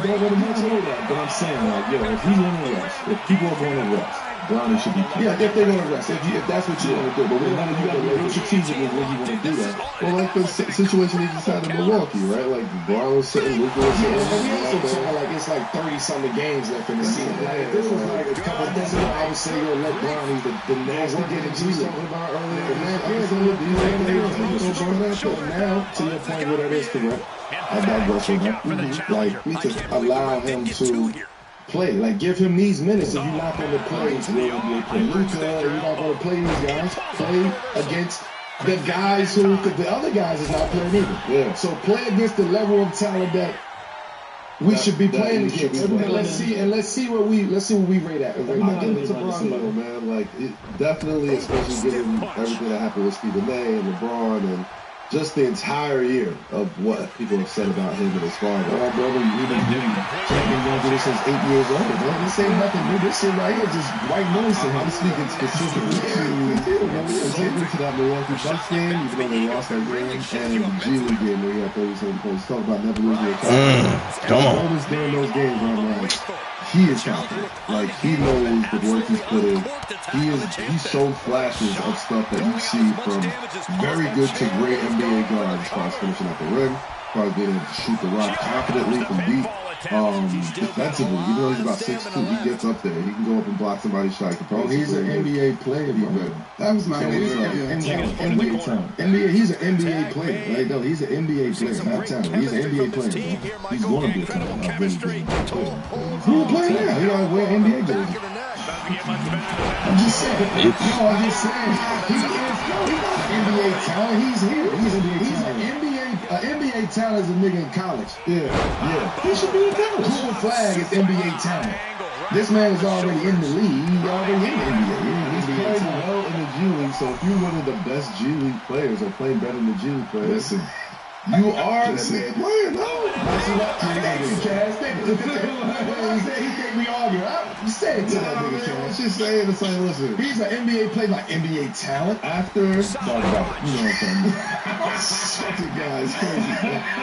Not dog bite. That's Brody, man. Brody's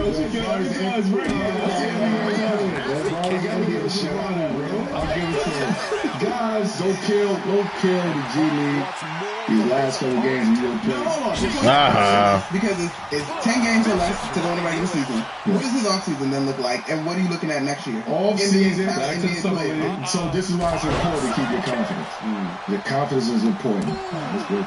These last 10 games, if they're going to bring you up to play, your confidence is very, how you close the year out is very important. Because now you take that confidence into summer league, and now you gonna show the difference between my development and these rookies' development. These rookies that's coming second year players. I want to now everybody get a chance to see me play. Summer league is fun. I get to try new shit. I get to try the shit that I've been working on in the summer. Now we get to really see the confident Brian coming in, having an opportunity to work for a spot or work to be in the lineup with the Lakers next year. I think we're going to see a lot of Bronny headlines this summer. Yeah, for sure. I agree. Oh, wow, look how strong he got. Oh, wow, look how big he is. Oh, wow. See him look at his in and out. Oh, wow, we're going to see. First of all, let's think about this, man. I'm showing you everything. Summer League's going to be a movie this year. We're going to have Cooper Flag, Ace Bailey, Dylan Harper. Yeah. 7 people. We out here. It's going to be, listen, it's going to be. Oh, man. Wait. Speaking of.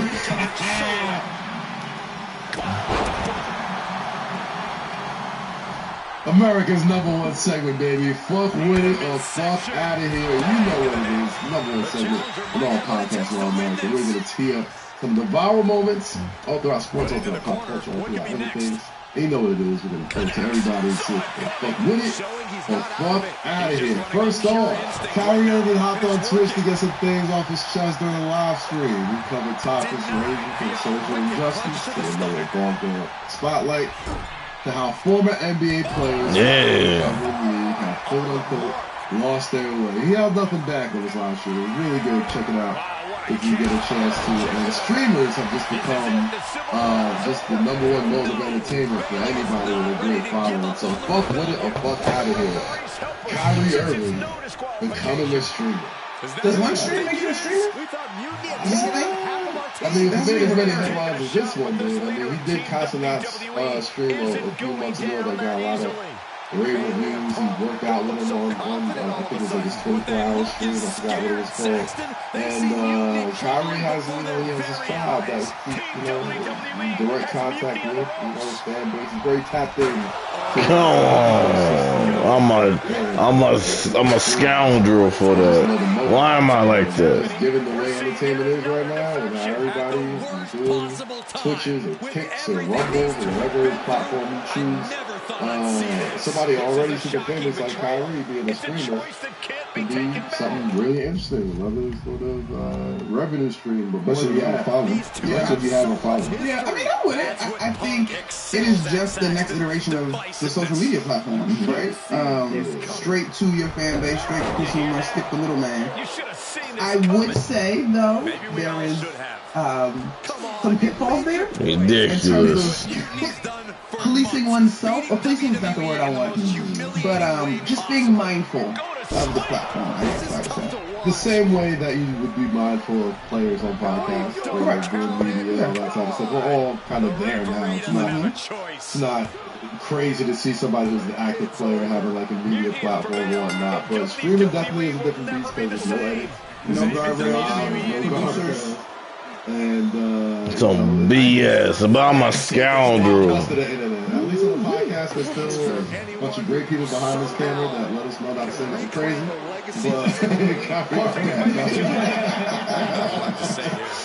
But I'm done Kyrie's stream, man. Like I thought he was very entertaining. I think he's a the things that he said about race and racial injustice, especially for his fan base. He has such a young. He has a massive fan base everywhere, but like specifically kids really listen to Kyrie, love Kyrie, follow him. and the things that he said just about, you know, what's going on in the world right now, in addition to basketball questions, in addition to fun music questions, all that type of stuff. Doesn't even begin to cover it. I bring you in, I trust you, this how you repay me. Well, it looks like someone struck a nerve and Eve got her feelings hurt. Sorry you can't understand how this business really works. A deal's a deal, bum. And it's worked with people who have literally started from their backyards. And this isn't somebody who's these aren't people that are NBA superstars like Kyrie Irving, right? Like, so being able to lock into that world and sort of maybe that's the evolution of the player podcast, the player media. And, you know, I don't think Kyrie's going to be the last of these guys with that much notoriety to jump into the streaming world, but, you know, he's probably the one who's best equipped because he's already got in trouble for saying shit. Right? Yeah, I fuck with it. Yeah, because I think Kyrie is very intentional. Yes. On the things that he does. Right. I think he always been very intentional on things that he's done, research, what journeys he went through, things that he said. I think he's always been intentional about it. Maybe not have delivered it the right way or had clarity in what he was saying, but I think he's very intentional on what he's doing. Yeah, he understands his power when it comes to being him. He understands his tribe of what he's actually committed to. He understands the people that follow. He understands his followers. Like I was telling you, if and when you understand the followers, make it even stronger, right, you're able to tap into that community and your tribe with your a lot more and very different than just being on social media. This is our chance. And I think by him being intentional, he's actually taking.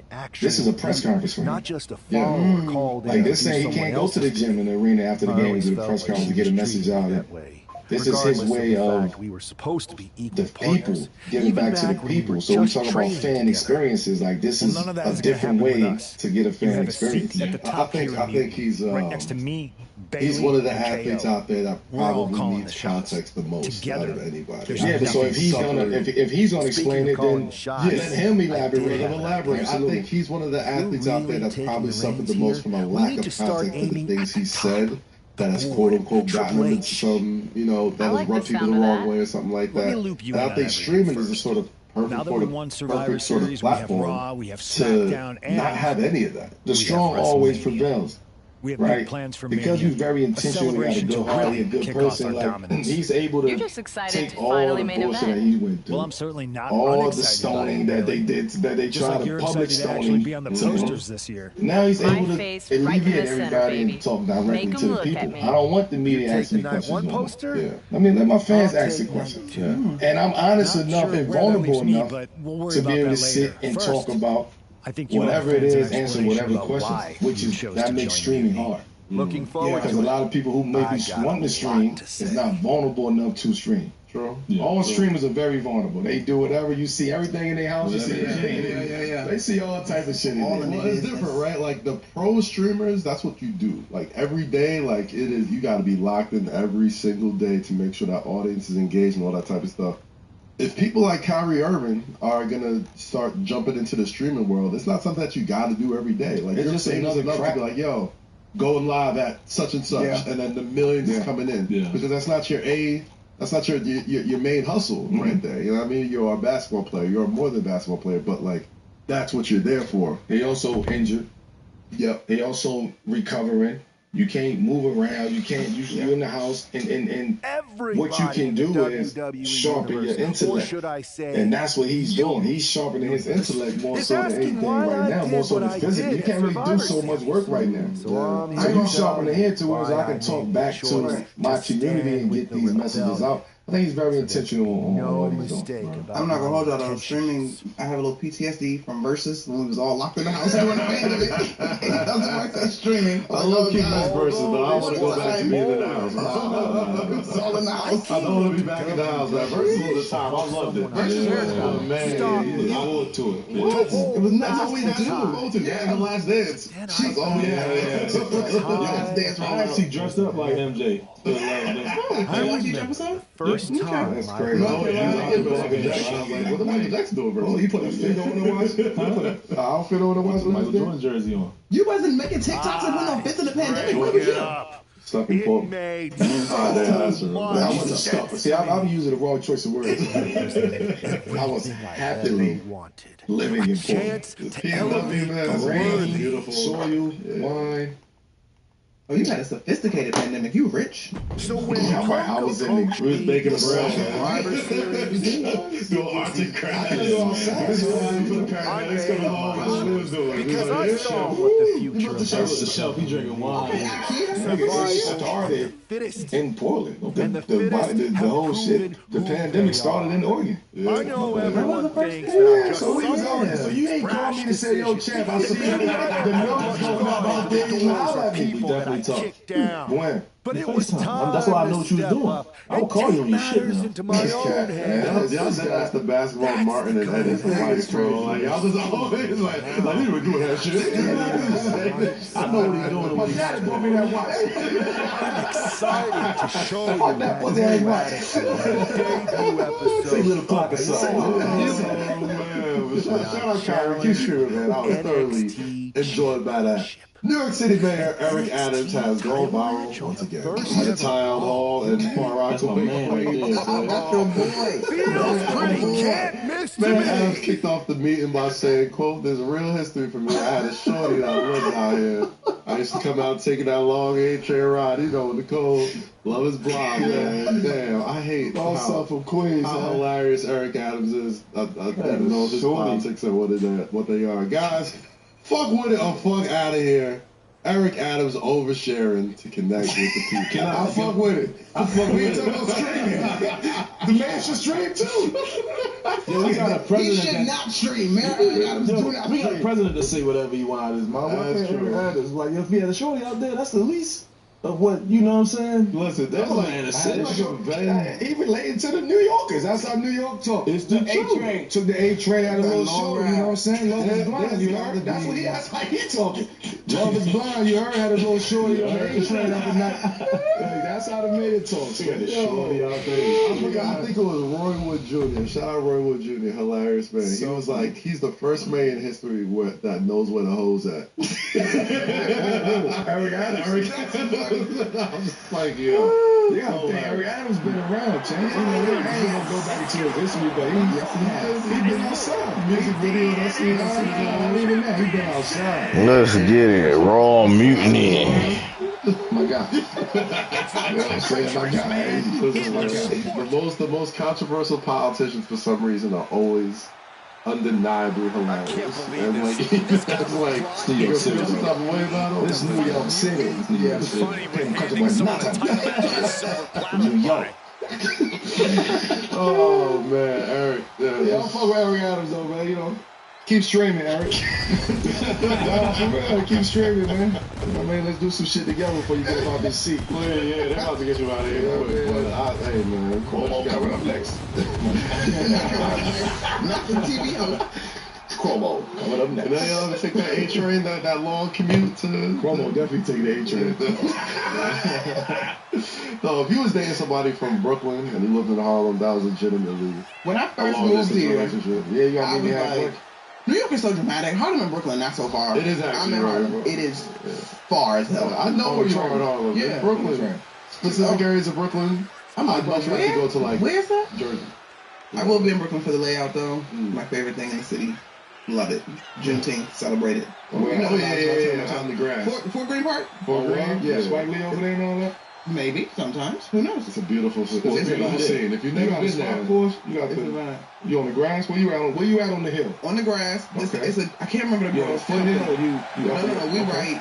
It's like 2 trees in the middle where we be at. It's a lot of trees over there. No, on the top of the hill. You're right. On the top of the hill. It's like 2 trees on the top of the hill where we... It's a girl that puts out like a whole setup, like outside. You can work for her company, order the cushions, the food, the drinks, the charcuterie, the whole thing. So we can bring the wine with the couches and the whole joint up. Set it up. It's a vibe. We outside. You said Portland touch grass? That's our New York touch grass. So we gonna in the grass in New York. Yes, sir. We gonna get the grass in NYC, and we gonna touch the soil. Juneteenth, we outside. All right, Trey.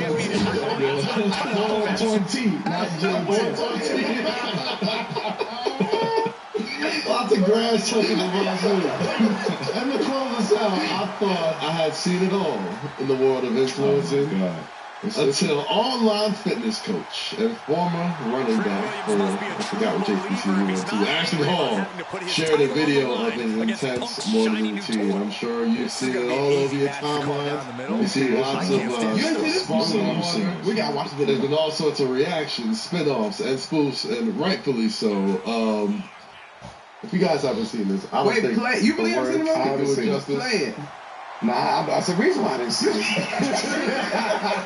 like clicking on this video. Notice the time, man. I'm clicking on this video, man. Notice the time. The time is crazy. 3:54. Come on, my man. Serious about his You do not have a lifestyle like this, man. You do not do this every day. Go to sleep, nigga. He gonna meditate, don't worry. What's the point in being up for that? Amen. Was that Stephen A or alright, here we go right here. This is it right here. The dip into the ice. I do agree with that. Yeah, I'm not gonna act like that don't look like I do agree with the ice on it. I do agree with that. And it's the forest paint. What time is it? 6:20? Okay. My favorite part is right here. You're shitting me. Yeah. Wait for it.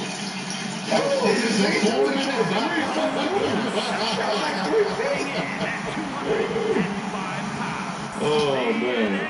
Bro, this is his life every day. This is it. Come on, Chan.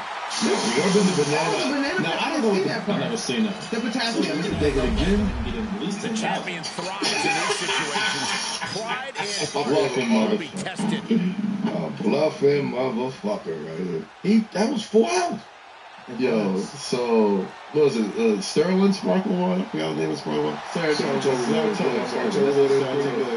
Water is legit. Allegedly, they stock went up 16% this week. Their Google search results shot up 700%. They've had some real tangible. So that's been the question, right? So he's got a routine that you only did once. So fuck with the fuck out of here. Ashton Hall taking influencer content to another level. I heard that he did it for free. He's streaming. That is streaming. That's definitely did it. So he shouldn't have. That's what I'm saying. Like they said that there was some. This was super viral. Like we talk about some viral videos here and there. Not only did he make this video, I feel like every single person who had any semblance of a following did some sort of scoop to it. McDonald's had like a cup of like the Sprite ice in their joint, and they was like using it as the whatever, as the face dip. Like everybody had a remix of this joint. And apparently the valuation socially was close to $2 million just off of that one video. If you know, what I mean, where you get the world may never know. It's at least. So I know Saratoga did some real guerrilla marketing and did this. You know what I mean? I'm not waking up 3:48 and doing like that. But I'm just going to sleep at 2.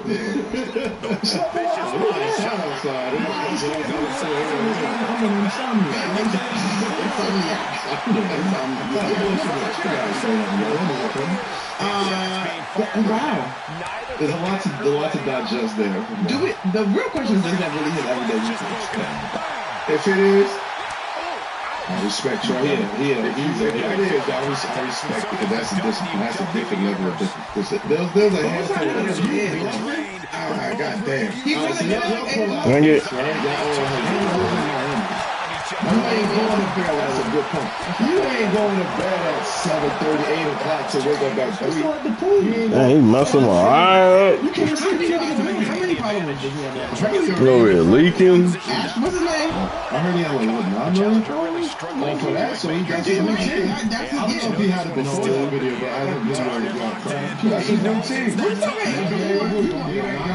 followers Uncle Ruckus. I don't give a shit what he doing tomorrow, to be honest with you. Like, don't be Uncle Ruckus on the chat. But for some Saratoga water and some some money, I the breakfast my whole body in. He does have 9 million followers. I need the athletes in here to do a health fact check on this routine, right? So he wakes up and he puts the tape over his mouth. Put this on game. Can attest to the this called my tape. I read this great book called Breath by James Maxwell. And basically, a lot of the issues that we have is because we don't have breathe. And so if you breathe through your mouth and snore real bad at night, you dropping yourself all out. But I tape it forces you to sleep with your mouth closed, improve your nasal breathing, deeper, more restful sleep. Practice. Can attest. That's practice. Other than that, I don't know. I went through like a thing for like 2 months. It's something like that I haven't used it in a while, but I can feel it different. You think you can. You don't sleep well already though? I sleep well, so it didn't bother me. It's not. See, I only don't sleep well if I have like a long waste of tape for 2 hours. Shit, we're gonna play for you probably need it for 2 hours. You're too bad trying to kidnap me, man. I ain't trying to go through that much tape for 2 hours, man. I'll find somebody else to me, man. More health fact checking. The water, the Saratoga water into the bowl. Now, the cold water to the face, I did hear, is... Come on. I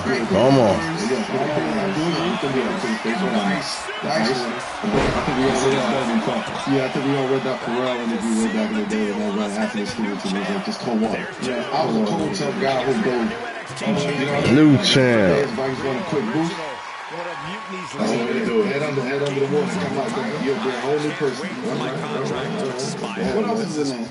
I mean, the banana peel, I don't know about that. I'm about to say, what's good? The world? Oh, shit. Oh, this son of a gun. It's also, I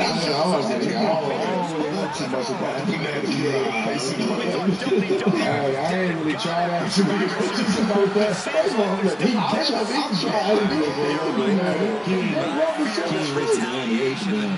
We all about eco-friendly. We all about being eco-friendly. Is that all he do? Could he have not got the board out the sink though? But is that all he do? Forged in battle. One NXT champ. Spring water. Cool. Or mountain. Mountain spring. Not tap. Spring mountain. New York tap. New York tap is the best. Now listen, They say it's the. That's what they say. It's the Crystal. They say it's the Dom P, the crew of tap water. That's what they say. I am a fan of New York tap water. I grew up in Maryland. I'm DC side. We got lead in Baltimore. So DC side. We not straight tap water. We were straight. I drink tap water. I'm saying, boy, we got lead. So we were supposed to be DC tap water. You used to drink out of water fountain in school? Yeah. That's why we like we are. Never pulled you in from the competition. You heard what DQ said, Baltimore, man. Yeah. WWE. Right. Fuck is you talking about? That's why I want to make sure I say Fuck is you mean? Lead. Shout out to B-Boy, man. Shout out to the homie put the ice on his face, man. And then, you know what I'm saying? Shout out to Kyrie. Shout out to everybody stepping out there. Then shout out to DQ. DQ, you already know what it is. We got a couple more to go. Let's go bring it back home. Go do what you got to do. Yeah, to everybody else that's out there. Bigger target on your back by going after the NXT Championship right away. I'm out. I'm getting out after the over there. We gonna wrap this shit. This is 7 p.m. in Brooklyn, a Wave original presented by FanDuel. Make sure to subscribe to our YouTube and podcast channels. You really want to help the show. You really want to make sure that this #1 show in the world and your friends know it. Like, rate, review, leave comments, tell your friends about it, tweet about it, interact in the comments. All that stuff helps 7 p.m. in Brooklyn become one of the biggest shows in all of the podcast world. For myself, the one and only Monica McNutt, Rudy Gay, and Carmelo Anthony. Peace out from the hood. We'll catch y'all next time, people. Peace. It's time to take out Triple H. We can't do that. Why not? It's not a smart move. Do I have a voice here or not, Punk? You do have a voice. Chores look different with Cox multi-gig speeds. Picture. Triple H has been working with us from the beginning. What? Listen, I trust you. That's why I'm telling you this. Bayley and KO don't even know. When did this start? When I came back to WWE, my conversation with Hunter back then. Welcome back to the channel, man. So my bad, my back has been killing me today. Breaking down walls. I got a video that I'm gonna be making once I make the move. For a while now. Met up with some good people today, man. It was a blessing. We're gonna get into more detail. And what better way to leverage the brand he helped build? The unboxing, unveiling of what it was. Accusing Triple H of working with Mutiny was right all along. Yes, but they don't need to know that. Nobody does. It's better with Hunter as our silent partner. He can do more that way. So that's how it needs to stay. Listen, I know this is a lot, but we need to focus on taking care of your former partner. We should team up to get rid of her once and for all. Bayley's been itching to get back into action. I think she should be a part of this. I'll announce it on social media. You know what? Not Bayley. KO. Really? Your call? Despite everything that happened after, you becoming our new champion was a great night for Mutiny. You're damn right it was. And we're just getting started.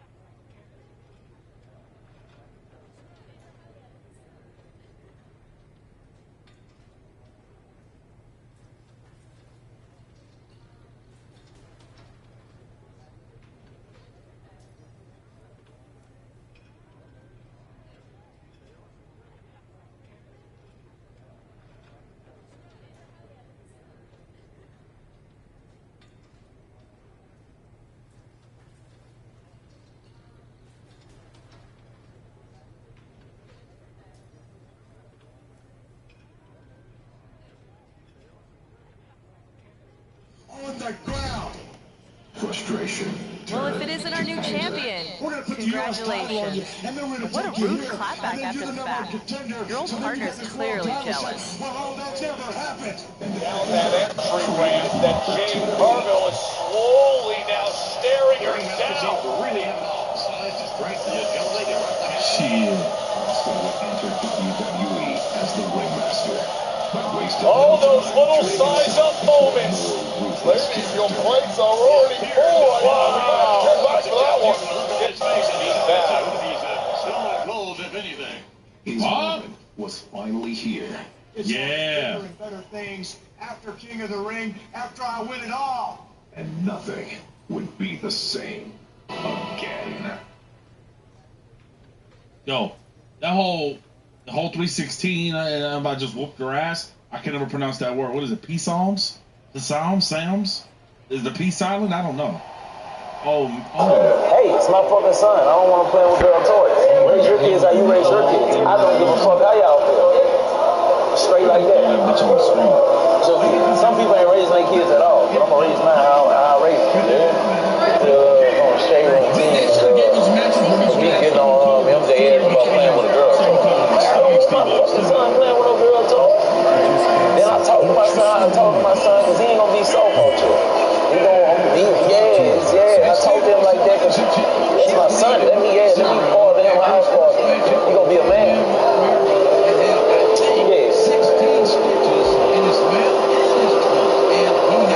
I ain't supposed nothing else. Say it was two y'all down bad, cause I ain't supposed nothing else to speak about on that. Nigga hit 100K on Twitch, 200K on Twitch. I ain't supposed that. Y'all get post money. I'm telling my son how to play with a girl toy. What a congratulations. Y'all post the shit that's out of context all the time. No achievements, no accomplishments. Tonight took on Vader. It was not a good outing for the Snake. We got to watch in more ways than one. Watch this big Vader bomb. It's lucky there's a great spot left in the ring. 450 pounds doing internal damage. To what degree we don't know, but Jake Roberts struggling to even get his reptile bag up on the apron of the ring. And Jake, we got to get in our Duffy with Jake the Snake. This is a one-ball match. The king of attention and the rattlesnake.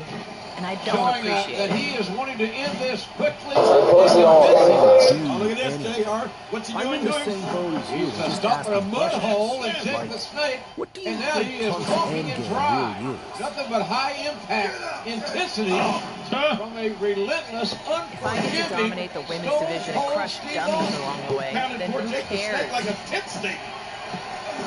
No stopping the rattlesnake here. Well, Austin is not going to give any opportunities for Jake Roberts to fight his way back into this match. Nothing pretty about Austin's offense, but it's very effective. I'm curious as to when I'm getting in the game. Looking forward to it. Oh, I am ready. Elbows into the sternum, the ribs of Jake the Snake Roberts. Oh, man. I don't know if poor Jake the Snake is going to be able to get Give back Jake to the his critical feet. damage. Trust me, I know. Let's get it. Great offense by Steve Austin.